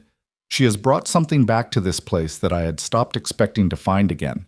And I wanted you to know that whatever else happened, it was the right thing. That she read twice and then set down carefully. It's good, she said. He looked at her. It says what matters, she said. Send it. He folded it, addressed the envelope. Set it with the outgoing mail. That was the 23rd of January. 2 days later, Blackridge's 4 hired men were confirmed gone from the area. Pete heard it from the Holler Creek livery owner, who'd sold 3 of them horses for the road east. Word moved through the county the way word moved, and by the end of the week, Wyatt had been visited by 2 neighboring ranchers who'd heard something about what had happened at Garrison's Hall and wanted to know more. And Rosalie sat at the kitchen table with both of them and told them, in plain direct language, what she had and what it meant. The first rancher, a man named Colby, who ran a mid-sized operation 12 miles south, listened and went home. He came back 3 days later. I've had 3 fence posts go down in the last month, Colby said. I thought it was weather. Rosalie opened a new ledger. The second rancher, an older woman named Adeline Marsh, who'd run her place alone since her husband died and had twice rejected Blackridge's offer on her land, sat at the kitchen table and looked at Rosalie's documentation with the expression of someone who had been waiting a long time for something like this. How many of us are there? Adeline said. So far, 3 ranches with documented incidents consistent with Blackridge's pattern, Rosalie said. I think there are more. There are, Adeline said flatly. I can name 5 without thinking hard. Then that's who we need in a room. Wyatt, leaning against the kitchen doorframe with his coffee, said nothing. He watched Rosalie work the way he'd been watching her work for 4 months, and he felt the same thing he'd felt on the buckboard coming home from Howler Creek, that peculiar gratitude that comes when someone's capacity turns out to be larger than you first understood, and you realize the luckiest thing that ever happened to you arrived on a train looking for a way to survive. He did not say any of this. He drank his coffee. But when Adeline Marsh left and Colby had gone, and Pete had shut the barn for the night and the ranch had settled into its winter quiet, Wyatt came into the kitchen and found Rosalie sitting with the folder and the new ledger and the letters she'd drafted, and he took the pen out of her hand, gently, with no particular ceremony, and set it on the table. She looked at him. "You've been at this since 5 this morning," he said. "I know." "It'll keep until tomorrow." "Wyatt, it'll keep." He was still holding the pen. "You walked into a room full of hired guns 10 days ago. You've spent the time since building something that involves 3 ranches and possibly 5 more. You've written." He looked at the letters on the table. "How many letters this week?" 14, she said. 14 letters. In a week. He set the pen down. "When is the last time you just sat and didn't do anything?" She thought about it honestly. "Ohio," she said. "Probably." "That's 2 years ago." "Yes." He pulled out the chair across from her and sat down. Didn't ask her anything, didn't tell her anything, just sat there, which was his version of a different kind of offer. She closed the ledger.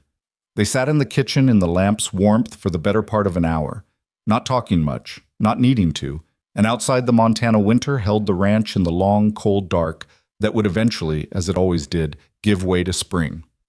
What neither of them knew, sitting in that kitchen on the 27th of January, was that the spring was going to bring something Blackridge hadn't yet shown them, the full extent of what a desperate man with resources was willing to do.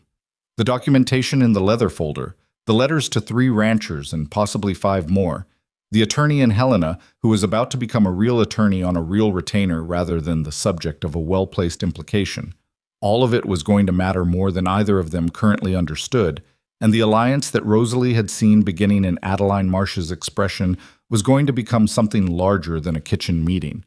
But tonight was tonight, and the fire was warm, and the work would keep. Rosalie reached across the table and picked up Wyatt's coffee cup, realized it was empty, stood without comment, and refilled it from the pot on the stove, and set it back in front of him. It was such a small thing, the kind of small thing that happened between people who had been in the same space long enough that the other person's needs had become part of the landscape of the day. He wrapped his hands around the cup. "Thank you," he said. She sat back down. "You're welcome," she said. Outside, the wind moved across the Montana dark, and somewhere to the north, on 12,000 acres of land that had been built by pressure and acquisition and the patient removal of obstacles, Gideon Blackridge sat with the knowledge that something had changed and the calculation of what it was going to cost him to change it back. He had not run out of patience entirely. He had not run out of resources. He had not, despite everything, run out of will. But for the first time in 15 years of expanding Crosshatch at the expense of smaller operations that couldn't hold against him, he was looking at something that was beginning to look less like an obstacle and more like a wall, and the woman who had built most of it had arrived 4 months ago with 1 suitcase and 17 cents, and the last hope she had left. He didn't know that part. He only knew the result. The result was a problem he was still working out how to solve. Blackridge's letter arrived on a Wednesday in late February, and it was the politest threat Rosalie had ever read. It came through the county land registry office, which told her immediately that he'd hired a lawyer of his own because the registry office didn't deliver correspondence unless a legal filing was attached. She was the one who collected the mail that morning, and she stood at the kitchen table and read the document twice before she called Wyatt in from the barn. The filing was a boundary dispute claim. Blackridge's attorney, a man named Fitch, out of Helena, with a letterhead that communicated expense, was asserting that 17 acres on the northeastern edge of Mercerland had been incorrectly surveyed in the original 1871 grant, and that under proper measurement those acres fell within Crosshatch's legal boundary. He was requesting a formal resurvey at county expense, and in the meantime requesting an injunction that would prevent Mercer Ranch from using or improving the disputed land. 17 acres. Not the whole ranch. 17 specific acres. Wyatt read it standing at the table, and Rosalie watched his face do the controlled thing it did, And then she watched him work out what she'd already worked out. That's the northeast water access, he said. Yes. If we can't use that land, we lose access to the upper creek in summer. Yes. He set the paper down. The cattle can't make it through summer without that water. I know.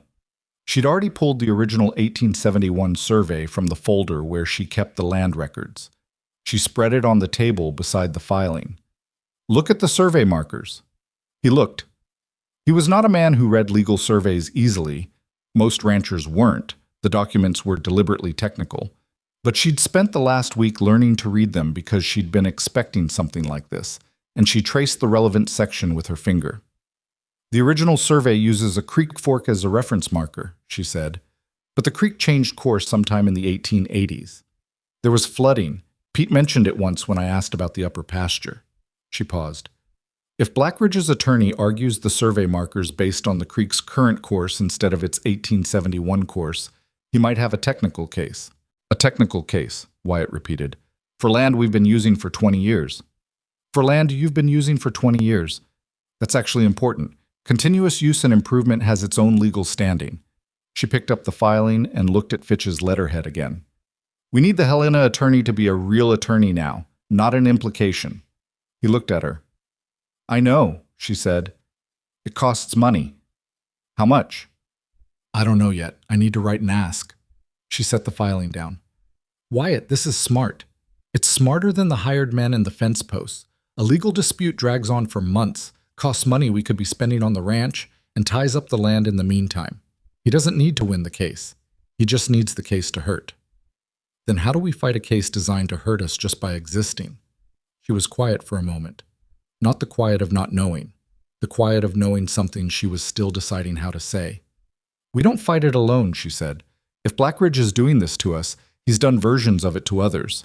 The ranchers we've been talking to, Colby, Adeline Marsh, the others, some of them have probably had legal pressure too, even if they didn't recognize it as coordinated. She looked at the survey document. If we can find a pattern across multiple operations, it changes the nature of the case. It stops being a boundary dispute and starts being a pattern of bad faith legal harassment. Can you prove that? I can build the documentation that makes it possible to argue. She met his eyes. But I need those ranchers in a room, Wyatt, all of them, soon. He looked at the filing on the table, at the survey from 1871, at the woman standing across from him who had arrived with 17 cents and had spent 4 months turning a failing defense into something that looked, from certain angles, like an offense. I'll ride to Colby today, he said. You write Adeline. She was already reaching for the pen. The meeting happened 9 days later, on a Saturday, at Mercer Ranch because it was roughly central to everyone involved, and because Rosalie had suggested it, and nobody had argued.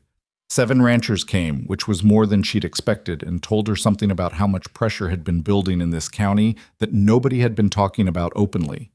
Adeline Marsh came. Colby came with his brother-in-law who ran a smaller operation to the west, a man named Rudolph Haynes, who'd lost 40 head in what he'd thought was a bad winter, but now wasn't sure. 2 brothers named Garfield who'd been approached 3 times by Blackridge in 2 years and had said no each time and had been finding things wrong with their property ever since. And a rancher named Thomas Fenn, who was 61 years old and had almost sold in December and still wasn't entirely sure he shouldn't have. Rosalie had the kitchen and the front room both set up with chairs because 7 ranchers plus Wyatt plus Pete was more than the kitchen table handled. She'd made coffee, and there was food because people thought better when they weren't hungry. She'd learned that in the garment house, where the best problem-solving happened after lunch, and the worst decisions happened on empty stomachs at 4 in the afternoon. She let Wyatt open it, because these were people who knew Wyatt, and she was still the woman from Philadelphia who'd been in the county less than 5 months, and trust moved along existing lines before it could make new ones. Wyatt told them about the incidents from October to present, flat, factual, in the order they happened. He didn't editorialize, and he didn't perform outrage. He just described what had been done to his ranch and what they'd done about it and where things currently stood. It took 12 minutes. When he finished, the room was quiet. Thomas Fenn was the one who spoke first. The legal filing, he said. The boundary dispute. 2 weeks ago, Wyatt confirmed. He filed one against me in November, Fenn said. Different piece of land, same argument, survey markers, creek movement. He looked at his hands. I didn't have documentation, didn't have a lawyer. Cost me $400 in 3 months before the claim was dropped. The room absorbed this. He dropped it? Adeline asked. After I agreed to sell him grazing rights on the south pasture, which I shouldn't have done. Fenn's voice was even, but there was something old and tired behind it. I know that now. Rosalie spoke then. She'd been sitting to Wyatt's left, and she stood because standing helped people hear things as decisions rather than observations. What Mr. Fenn is describing is a pattern, she said, not a series of unrelated disputes, a method. She laid the documentation on the table where people could see it. Incidents to wear you down, followed by legal pressure when you're depleted, followed by an offer on land that you're now too exhausted and too financially strained to refuse. She looked around the room. He's run this on at least 4 of you in this room, probably more. The Garfield brothers exchanged a look. The elder one, whose name was Daniel, said, We had a water access dispute last year. Same attorney, this Fitch person. Did you resolve it? We're still in it, Daniel said. It's cost us... He paused, calculating what he was willing to say in front of people. More than we can easily absorb. Rosalie nodded. She pulled another page from the folder. I've been in correspondence with a land rights attorney in Helena named Carver. He has experience with territorial boundary disputes and with what the law calls bad faith legal actions. Filings made not to resolve a genuine dispute, but to harass and financially deplete the opposing party. She set the page down. If we can demonstrate that Blackridge has filed similar disputes against multiple parties in the same county within a short time frame, and that those disputes share a consistent pattern, same attorney, same survey argument, same timing relative to purchase offers, we have grounds for a bad faith filing complaint, which is a different legal animal entirely. What does that mean practically? Colby asked. It means instead of each of us fighting our own case separately, we pool our documentation and file a single complaint that names the pattern. Carver believes it's viable. She paused.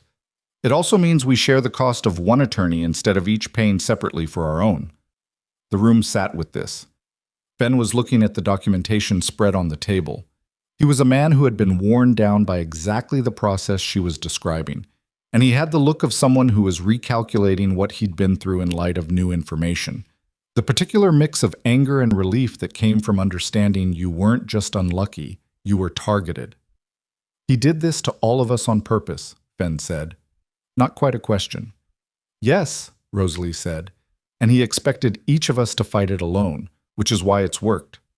Until now, Adeline said. Until now, Rosalie agreed. What happened in the next 2 hours was not smooth. It was not the clean agreement of people who had immediately aligned. It was the difficult, sometimes contentious process of people who had all been under pressure deciding how much they trusted each other and how much they trusted this woman from Philadelphia who was telling them to pool their vulnerability with strangers. The Garfield brothers had questions about the legal costs and wanted guarantees Rosalie couldn't give them. Haynes was worried about retaliation if they filed a collective complaint, a legitimate worry that she didn't minimize. Ben was quiet for most of it, turning things over in a way that told her he was serious rather than absent. Colby pushed back on her directly, which she'd expected and had respected him for since their first conversation. You're asking us to trust that a woman who's been here 5 months has built something solid enough to stake our operations on, he said.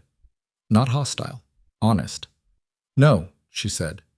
I'm asking you to look at the documentation, evaluate it for yourself, and decide if it's solid enough. My being here 5 months doesn't affect the quality of the records. The dates are dated. The witnesses are named. The pattern is either there or it isn't. He looked at the records. He was quiet for a moment. It's there, he said. Then the question is what you want to do about it. By the end of the 2 hours, they had an agreement. All 7 ranchers would provide their own documentation to Rosalie for consolidation, and she would compile the combined file for Carver and Helena. They would share the attorney's retainer equally, which Rosalie had already worked out as a per-ranch cost that was painful but survivable. They would not discuss the filing publicly until Carver confirmed it was ready to submit, because Blackridge having advance warning served nobody. They also agreed to something that hadn't been on Rosalie's original agenda, but that came out of the conversation organically, in the way good ideas sometimes did. That going forward, any approach from Blackridge, any suspicious incident, Any legal filing affecting any one of them would be shared with all of them immediately. A network of information rather than isolated ranches, each dealing with their own version of the same problem. It was Adeline who named it. "We need a name for this," she said, "something we can refer to." "It's not an organization yet," Rosalie said carefully. "It's becoming one," Adeline said. "Might as well name it." They called it the Frontier Stockmen Alliance, which was Fenn's suggestion, and which everyone accepted with the lack of fanfare that indicated it was simply the right name. No ceremony, no documents, just 7 ranchers in a front room drinking coffee and deciding that the way they'd been living, isolated and wearing down separately, was finished. After everyone left, Pete swept the room with the efficiency of a man who had watched history happen and intended to clean up after it without comment. Wyatt stacked chairs. Rosalie washed coffee cups at the kitchen basin and thought about what had just been built in this house on a Saturday afternoon and what it was going to cost to keep it built. 7, Wyatt said behind her. You said you thought there were more. There are more. 7 is a beginning. She set a cup on the drying rack. Carver thinks if the complaint is as well documented as I've described, Blackridge will likely settle rather than let it go to a formal hearing. A formal hearing becomes public record. Public record is what he's been avoiding for 15 years. And if he doesn't settle, then we go to the hearing and we win because the documentation is good. She said it simply. It's good, Wyatt. I know it's good. He was quiet for a moment. I know it is too. She turned around. I was leaning against the doorframe in the way he stood when he was comfortable, not performing relaxation, actually relaxed, the specific ease of a man in a room where he belonged. He was looking at her with something open in his expression that he'd stopped trying to conceal in the last few weeks, the gradual erosion of the guard that had been up since 1879. We should talk about something, he said. She waited. Margaret wrote back, he said. About the letter I sent. Rosalie went still at the basin. What did she say? She said, he reached into his shirt pocket and pulled out a folded piece of paper and held it out without reading from it, which meant he'd memorized it or nearly had. She said she was glad, and she said she'd like to come visit when the road's cleared if we were agreeable. Though we landed quietly in the space between them. She wants to meet me, Rosalie said. She's wanted to meet you since October. She's been remarkably restrained. Something at the corner of his mouth moved. For Margaret. Rosalie dried her hands on the dishcloth. She was aware of the particular weight of the moment. Not dramatic, not performed, just real in the way real things were real when you weren't expecting them. The ordinary kitchen, the chairs still slightly displaced from the meeting. The man in the doorway who had told her at a train station in October that she was never wanted and had spent every day since then demonstrating the opposite through the accumulation of small, irreversible actions. Tell her the road's clear by April, Rosalie said. She's welcome in April. He folded the letter back into his pocket. There's something else. She looked at him. I'd like to make the arrangement formal, he said. The actual arrangement, not the hired help arrangement. He said it like a man delivering a report.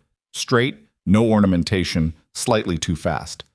I'm not good at this kind of talking. I know I'm not, but I want to be clear about what I'm asking, so there's no room for misunderstanding later. You're asking me to marry you, she said. Yes. She looked at him for a long moment. He held the look without flinching, which was hard for him. She could see it was hard, the exposure of it, standing there and being honest about wanting something he hadn't let himself want in 4 years. I'm not easy to live with, she said. I've been told that. You're organized and you're direct, and you don't fill silence with noise. He paused. I don't experience those as problems. I have opinions. I've noticed. About ranch management and legal strategy and the right way to store grain. Rosalie. And I'll have them about other things too, once I'm more certain of my standing to have them. I'm offering you standing, he said. That's the point. She looked at her hands, the dishcloth still in them. She thought about Philadelphia and the garment house, and 18 months of managing alone after David died, and the advertisement in the paper and the train, and the man at the train station who had handed her money and told her to go home. She thought about 3 months, and then 5 months, and all the evenings at the kitchen table, and the fence posts and the leather folder in Garrison's hall, and 7 ranchers in the front room, and Eleanor's coat hanging by the door. She'd been surviving for a long time. Surviving was something she was genuinely good at. But survival and living were different countries, and she hadn't been in the second one in longer than she liked to think about. "Yes," she said. He blinked, like he'd prepared himself for more negotiation, and the straightforward answer had caught him off guard, which she found, privately, very human and reassuring. "Yes," she said again, more clearly. He crossed the kitchen in 3 steps, and he was not a man given to impulsive physical action. She knew that about him well by now, so when he put his hands on either side of her face and kissed her, it was neither impulsive nor performed. It was deliberate, the way everything he did was deliberate, and it was the first unambiguously personal thing he'd done in the 5 months she'd known him, and it lasted long enough to be a decision rather than a reflex. When he stepped back, he kept his hands where they were for a moment. "All right," he said. "All right," she agreed. Pete appeared in the kitchen doorway 4 minutes later, with the timing of a man who had been listening for the quality of the silence to change, took one look at the two of them and the displaced furniture and the coffee cups drying in the rack, and said, "Thought so," and went back outside. They married in March, before the roads fully cleared, in Holler Creek's small courthouse with Sheriff Briggs as witness because he was there and willing, and nobody had a better suggestion. It was not an elaborate ceremony. Rosalie wore a dress she'd made herself from fabric Wyatt had bought without telling her the reason, which she'd figured out anyway because she figured out most things. And Wyatt wore the good shirt Pete had ironed that morning without being asked. The justice of the peace was a man named Abbott, who had been marrying people in this county for 22 years, and had the manner of someone who understood that the words mattered more than the production. Rosalie said her part clearly and without hesitation. Wyatt stumbled on his middle the second time through and started again, which she would remember for the rest of her life as the most human thing she'd ever seen him do. They drove home in the buckboard under a sky that was starting to show the first pale color of early spring, and Wyatt held the reins with one hand because his other hand was covering hers where it rested on the bench between them. Not dramatically, not with announcement, just the simple, unremarkable warmth of a person keeping contact with someone they intended to keep. What happened with Blackridge happened in April, the way Rosalie had said it would. Carver filed the bad faith complaint on behalf of all 7 ranches. 8, because Thomas Fenn had found his backbone again in March and brought the grazing rights agreement to Carver, who believed it had been signed under duress and was therefore potentially voidable. The complaint was 43 pages of documentation, cross-referenced incidents, dated correspondence, witness statements, and legal citations that Rosalie had spent 6 weeks compiling, and that Carver had described on the telephone to the Holler Creek Telegraph Office as the most thoroughly prepared complaint he'd received in 20 years of land rights practice. Blackridge's attorney Fitch requested a 60-day extension to respond. Carver denied the extension. Fitch requested a second extension. Briggs, who had been watching all of this with the satisfaction of a man who had been waiting 14 years for something exactly like this to land on his desk, quietly let it be known in the county that the Mercer complaint was being taken seriously at the territorial level and that additional investigation into crosshatch practices was being considered. The first crosshatch hand left in the second week of April. Not the hired men. Those had been gone since January. A regular hand, a man who'd worked the ranch for 6 years and who told people in town only that he had other opportunities. By the end of April, 3 more had followed. Not because they were forced to, not because anything had happened to them, because word moved, and word was that crosshatch was in legal trouble of the kind that didn't resolve quietly, and men who made their living on working ranches didn't stay on sinking ones out of loyalty to a man like Gideon Blackridge. The settlement offer came on the 14th of May. It came through Fitch's office, not Blackridge's directly, which told Rosalie everything about how it had been decided. Blackridge had not called his attorney in confidence. He'd been advised by his attorney that fighting this complaint was unwinnable, given the documentation, and that the cost in legal fees and public exposure was going to exceed whatever the land was worth to him at this point. The offer was withdrawal of the boundary dispute filing against Mercer Ranch and cessation of all legal actions against all 7 named ranches, in exchange for the 7 ranches agreeing not to pursue further legal action against crosshatch arising from the documented incidents. They also, at Carver's insistence, included compensation to Thomas Fenn for the grazing rights he'd signed under duress. Rosalie read the settlement to the 7 ranchers in Adeline Marsh's front room, which was where they were meeting that month, because rotating the location had been Adeline's idea, and it was a good one. She read it completely and then set it down. "He's not admitting to anything," Colby said. "He doesn't have to," Rosalie said. "The withdrawal is the admission. Fitch wouldn't have offered this if he thought they could win." "So we take it," Daniel Garfield said. Not quite a question. "I think we take it," Rosalie said, "but I want everyone to decide for themselves. This is your land and your operations." They went around the room. 7 agreements, some more reluctant than others. Haynes wanted to fight longer, and Rosalie understood that, but Carver had told her privately that the criminal threshold for what they could prove was higher than the civil threshold, and a longer fight would cost more than it returned.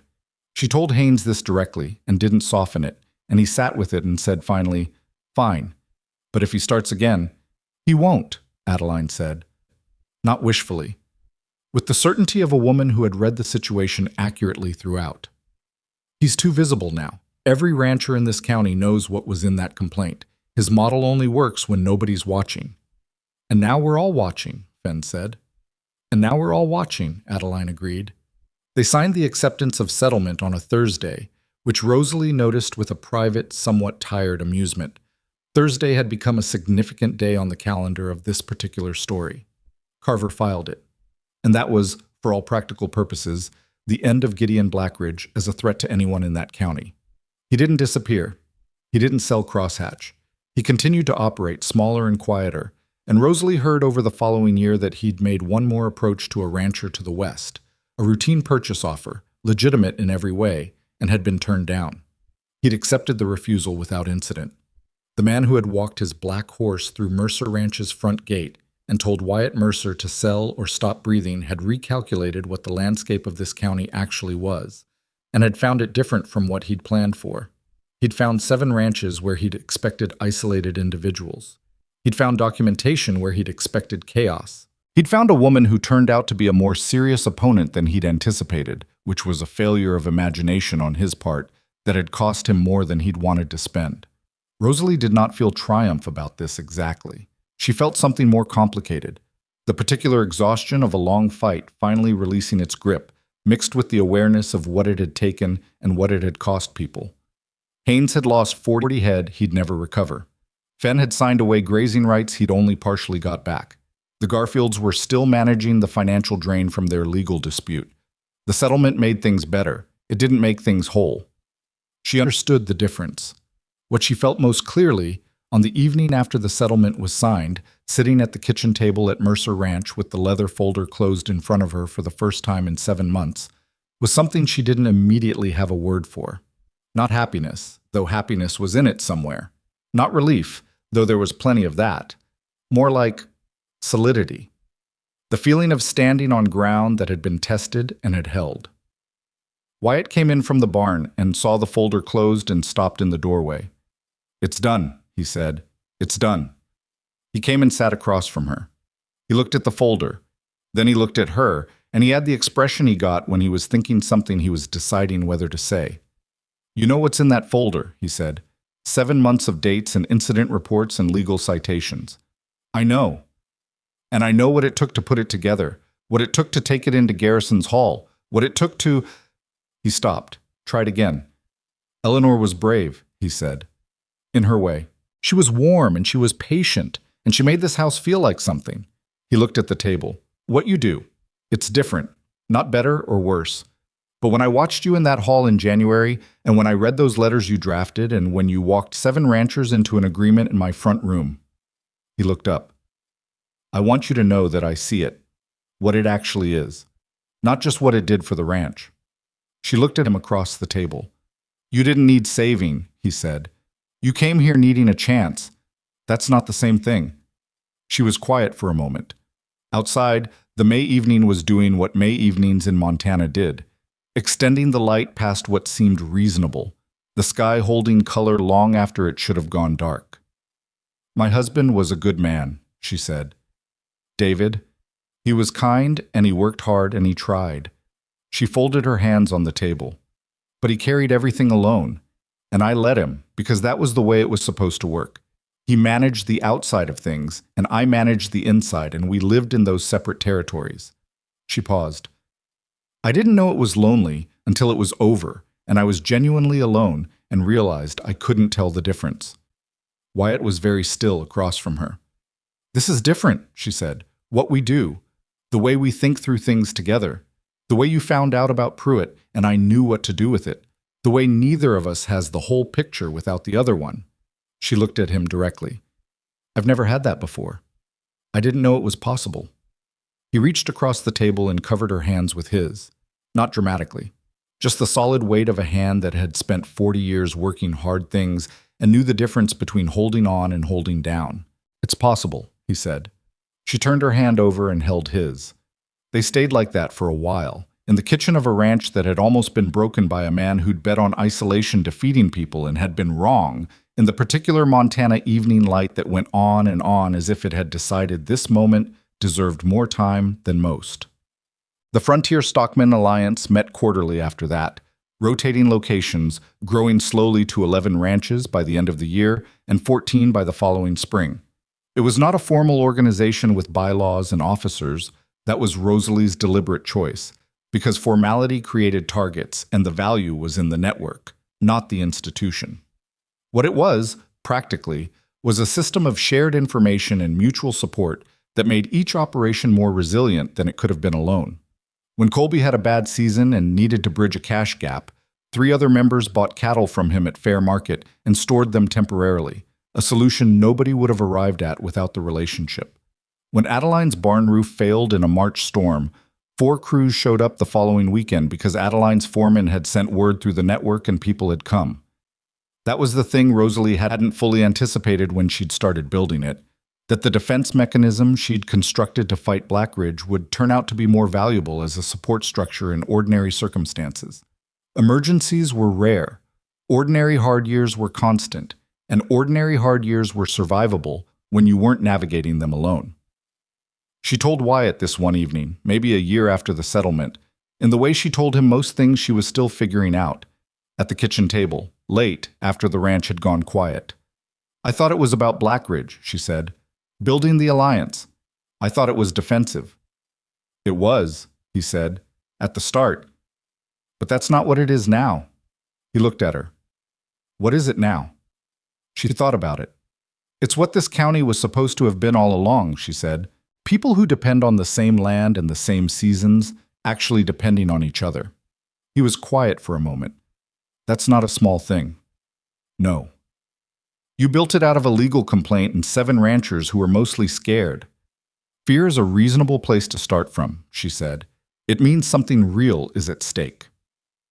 He looked at her in the way she'd grown accustomed to. The look that still surprised her sometimes because it hadn't dimmed with familiarity had in some ways gotten more present as the performance of indifference had finished falling away. Margaret is coming next week, he said. I know. I've been planning the room. She's going to try to take credit. For the arrangement? Rosalie smiled. She should take some. She had the right instinct, even if the execution was irregular. Don't tell her that. I wasn't going to tell her that. He made a sound that was close to a laugh, which was still, a year into being married to him, one of the best sounds she knew. He didn't laugh easily, and he didn't laugh performatively. And when something genuinely caught him, it was brief and real, and came with the look of a man slightly surprised by his own amusement.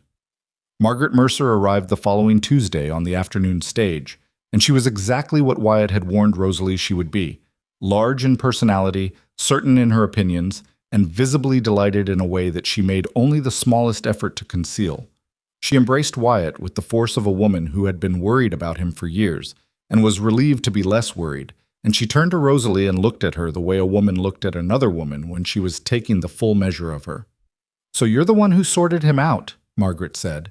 He sorted out himself, Rosalie said. I just did the paperwork. Margaret laughed and looked at Wyatt and looked back at Rosalie and said, I like her, to Wyatt, as if Rosalie weren't standing directly in front of her, and Rosalie decided she liked Margaret too, in the particular way you liked people who were too much of something but were too much of it sincerely. That week, Margaret asked too many questions and stayed up too late and told Rosalie 3 things about Wyatt's childhood that Wyatt would have preferred she not tell, and she walked the ranch with Rosalie on the second morning and listened with genuine attention when Rosalie explained the supply system and the record-keeping and the alliance's structure. And at the end of that walk, she stopped and looked at her brother's house from the outside. "He wrote to me in January," she said. "Before you were married. He said the ranch felt like a place where someone lived again." Rosalie looked at the house. "He said that?" "He said it badly," Margaret said. "In that way he says things badly, but that's what he meant." Rosalie didn't say anything for a moment. "He was very alone," Margaret said, "after Eleanor and the baby. He put it all down somewhere and stopped picking things up." She paused. "I thought a practical arrangement might at least get him out of his own head. I didn't expect—" She gestured, a sweep that covered the house and the barn and the records and apparently the 7-ranch alliance. "This." "Neither did I," Rosalie said honestly. Margaret looked at her. "Are you glad?" Rosalie thought about the train station in October, the 17 cents, the worn suitcase. The man who had handed her return fare and told her none of this was his problem to solve, and who had then watched her walk away and said Miss Hart, and offered her a meal, and then 3 days, and then a position, and then something that neither of them had known they were building until it was half built. "Yes," she said. "I'm glad."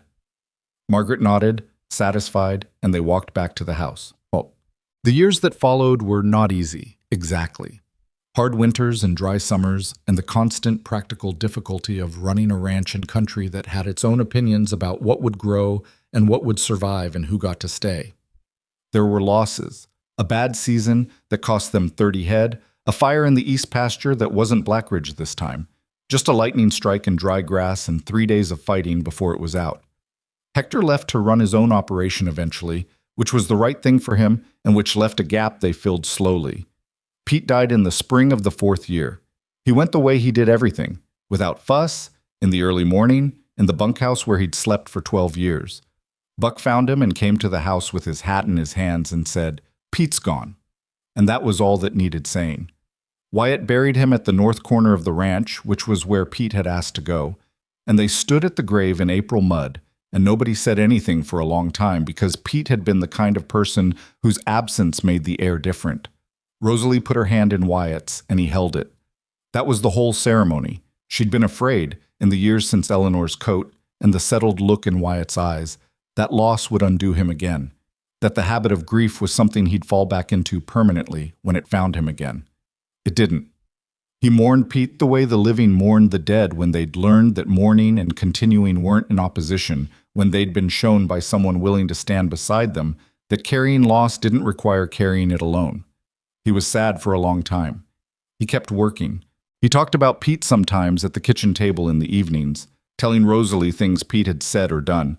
And she listened the way she'd always listened, completely, without hurry, letting him have the whole of it. The children came, 3 of them over 6 years, which was more than either of them had planned for, and more than either of them would have given back.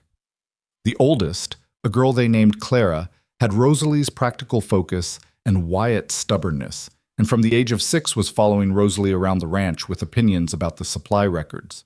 The second, a boy they named James, was easier and warmer than either of his parents and charmed everyone he met, which Wyatt found both admirable and slightly suspicious. The third arrived when Rosalie was 38, and they'd thought their family complete.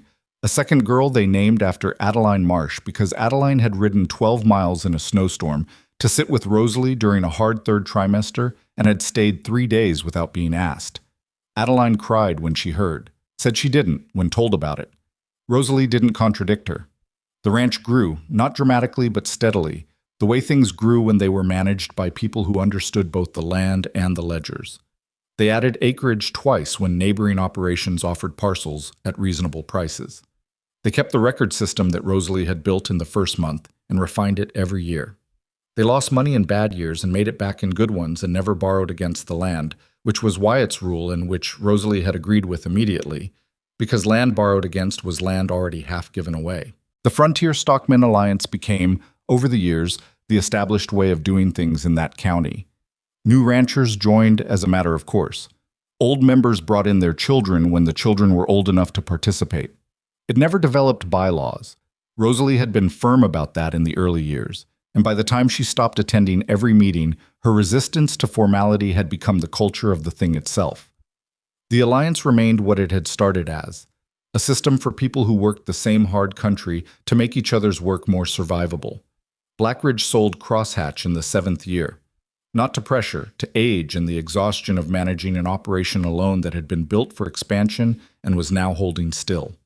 He sold to a family from Wyoming who ran it honestly and joined the alliance within 18 months, which Rosalie found satisfying in a way she kept to herself. She was 43 when she stood in the yard of Mercer Ranch on an October evening and watched the light do what Montana light did at that hour. Spread itself flat and gold across the grass and the fence lines and the barn they'd repainted twice, turning everything the same warm color that didn't distinguish between the old and the new, the built and the grown. Wyatt came and stood beside her. He was 51, gray at the temples, the same controlled stillness he'd always had but softer at the edges in ways that only appeared in the right light. "Clara organized the grain records again," he said. "I know. I asked her to. She changed the format. Her format is better than mine." He looked at her sideways. "You're not going to argue with a 12-year-old?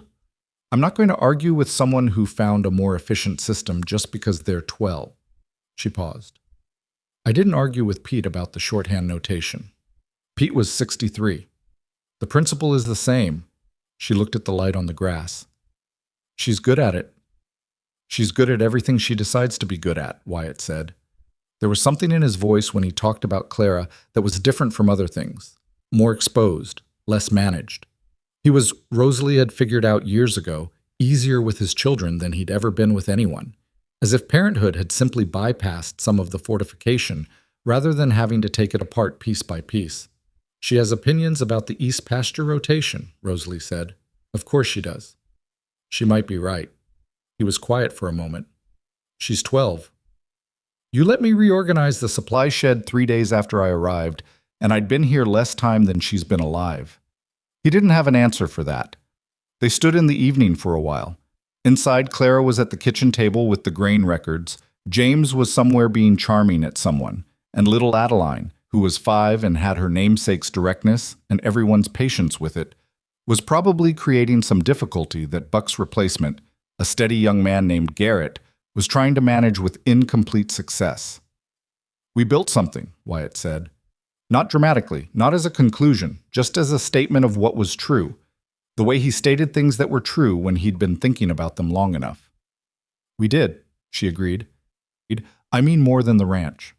"I know what you mean." He looked at her. She looked at him. 43 and 51, with grass on their boots, and 14 years of the same work and the same table, and the same Montana dark that came after this light, and they were neither of them what the other had expected, and both of them exactly what the other had needed. "The train," he said. "What about it?" "If you'd gotten on the return train." He looked at the grass. "If I hadn't said your name on the platform." She thought about it, genuinely, the weight of the alternative. "I don't think I would have made it," she said honestly. "Not in any practical sense. October in Montana with 17 cents and nowhere to go." "That's not what I'm asking." "I know." She was quiet for a moment. "I would have survived something else," she said. "I was good at surviving." She paused. "But I wouldn't have had this." He looked at her. "The records and the letters and 7 ranchers in the front room. I could have built pieces of that somewhere else. Maybe." She looked at the evening light on the grass. "But not the rest of it. Not Clara arguing about grain formats, not little Adeline making Garrett's life difficult. Not—" She stopped. "Not what?" he said quietly. "Not someone who knows what I actually am," she said. "Not just what I can do." He took her hand, the same way he had in the mud at Pete's grave, without ceremony, without announcement, just the solid fact of it. "I know what you are," he said. She held his hand and looked at the light. The thing she'd understood, in 14 years of this life, and this land and this man, was something she hadn't expected to understand when she stepped off a train in October with one suitcase and the last hope she had. That courage wasn't the absence of fear, it was just what you called it when fear was present, and you moved anyway. She'd been afraid at the train station. She'd been afraid in Garrison's Hall. She'd been afraid the night the barn burned. In the morning she showed Wyatt the threatening letter, and every morning she'd compiled one more page of documentation, not knowing if it would be enough. And she'd moved anyway. Not because she was extraordinary. She knew she wasn't, not in any singular way. She was organized and she was stubborn, and she'd learned to read a room, and she was willing to look at hard things without blinking. Those were useful qualities. They weren't magic. What had made the difference was the other person, the man who had said Miss Hart when he could have let her walk away, who had sat at the kitchen table and learned to say we when he'd been saying I for 4 years, who had given her standing when she'd had none, and had trusted her judgment even when it cost him something to trust it, and who had never, in 14 years, made her feel like a consolation prize, or a project, or the answer to someone else's arrangement. That was the part she hadn't been able to build alone. That was the part you could only arrive at with another person, on a buckboard, on a cold October road, deciding in the particular silence between two careful people that what was accumulating between them was worth the risk of naming. The evening light moved across the grass and found the fence posts they'd replaced in the first winter, and the barn they'd repainted, and the garden she'd laid out differently than it had been before, and the house where a 12-year-old was arguing with grain records and a 5-year-old was making the new hand's evening difficult. Wyatt's hand in hers. The Montana dark coming in slowly from the east, the way it always had and would. She was not the woman who had stepped off that train. She was built from the same material, but had been through things that changed the shape of it, and the shape it had arrived at was something she could live in without apology. Broken things could become the strongest part of a structure if they healed right. She knew that in her bones now, in a way she hadn't known it in October, hadn't known it in January, had started to know it somewhere around the time she'd seen Wyatt give Eleanor's coat to a woman he'd told to go home, and understood that some things moved in a direction of their own, regardless of what you'd decided about them. "We should go in," she said. "In a minute." She let him have the minute, and then they went in.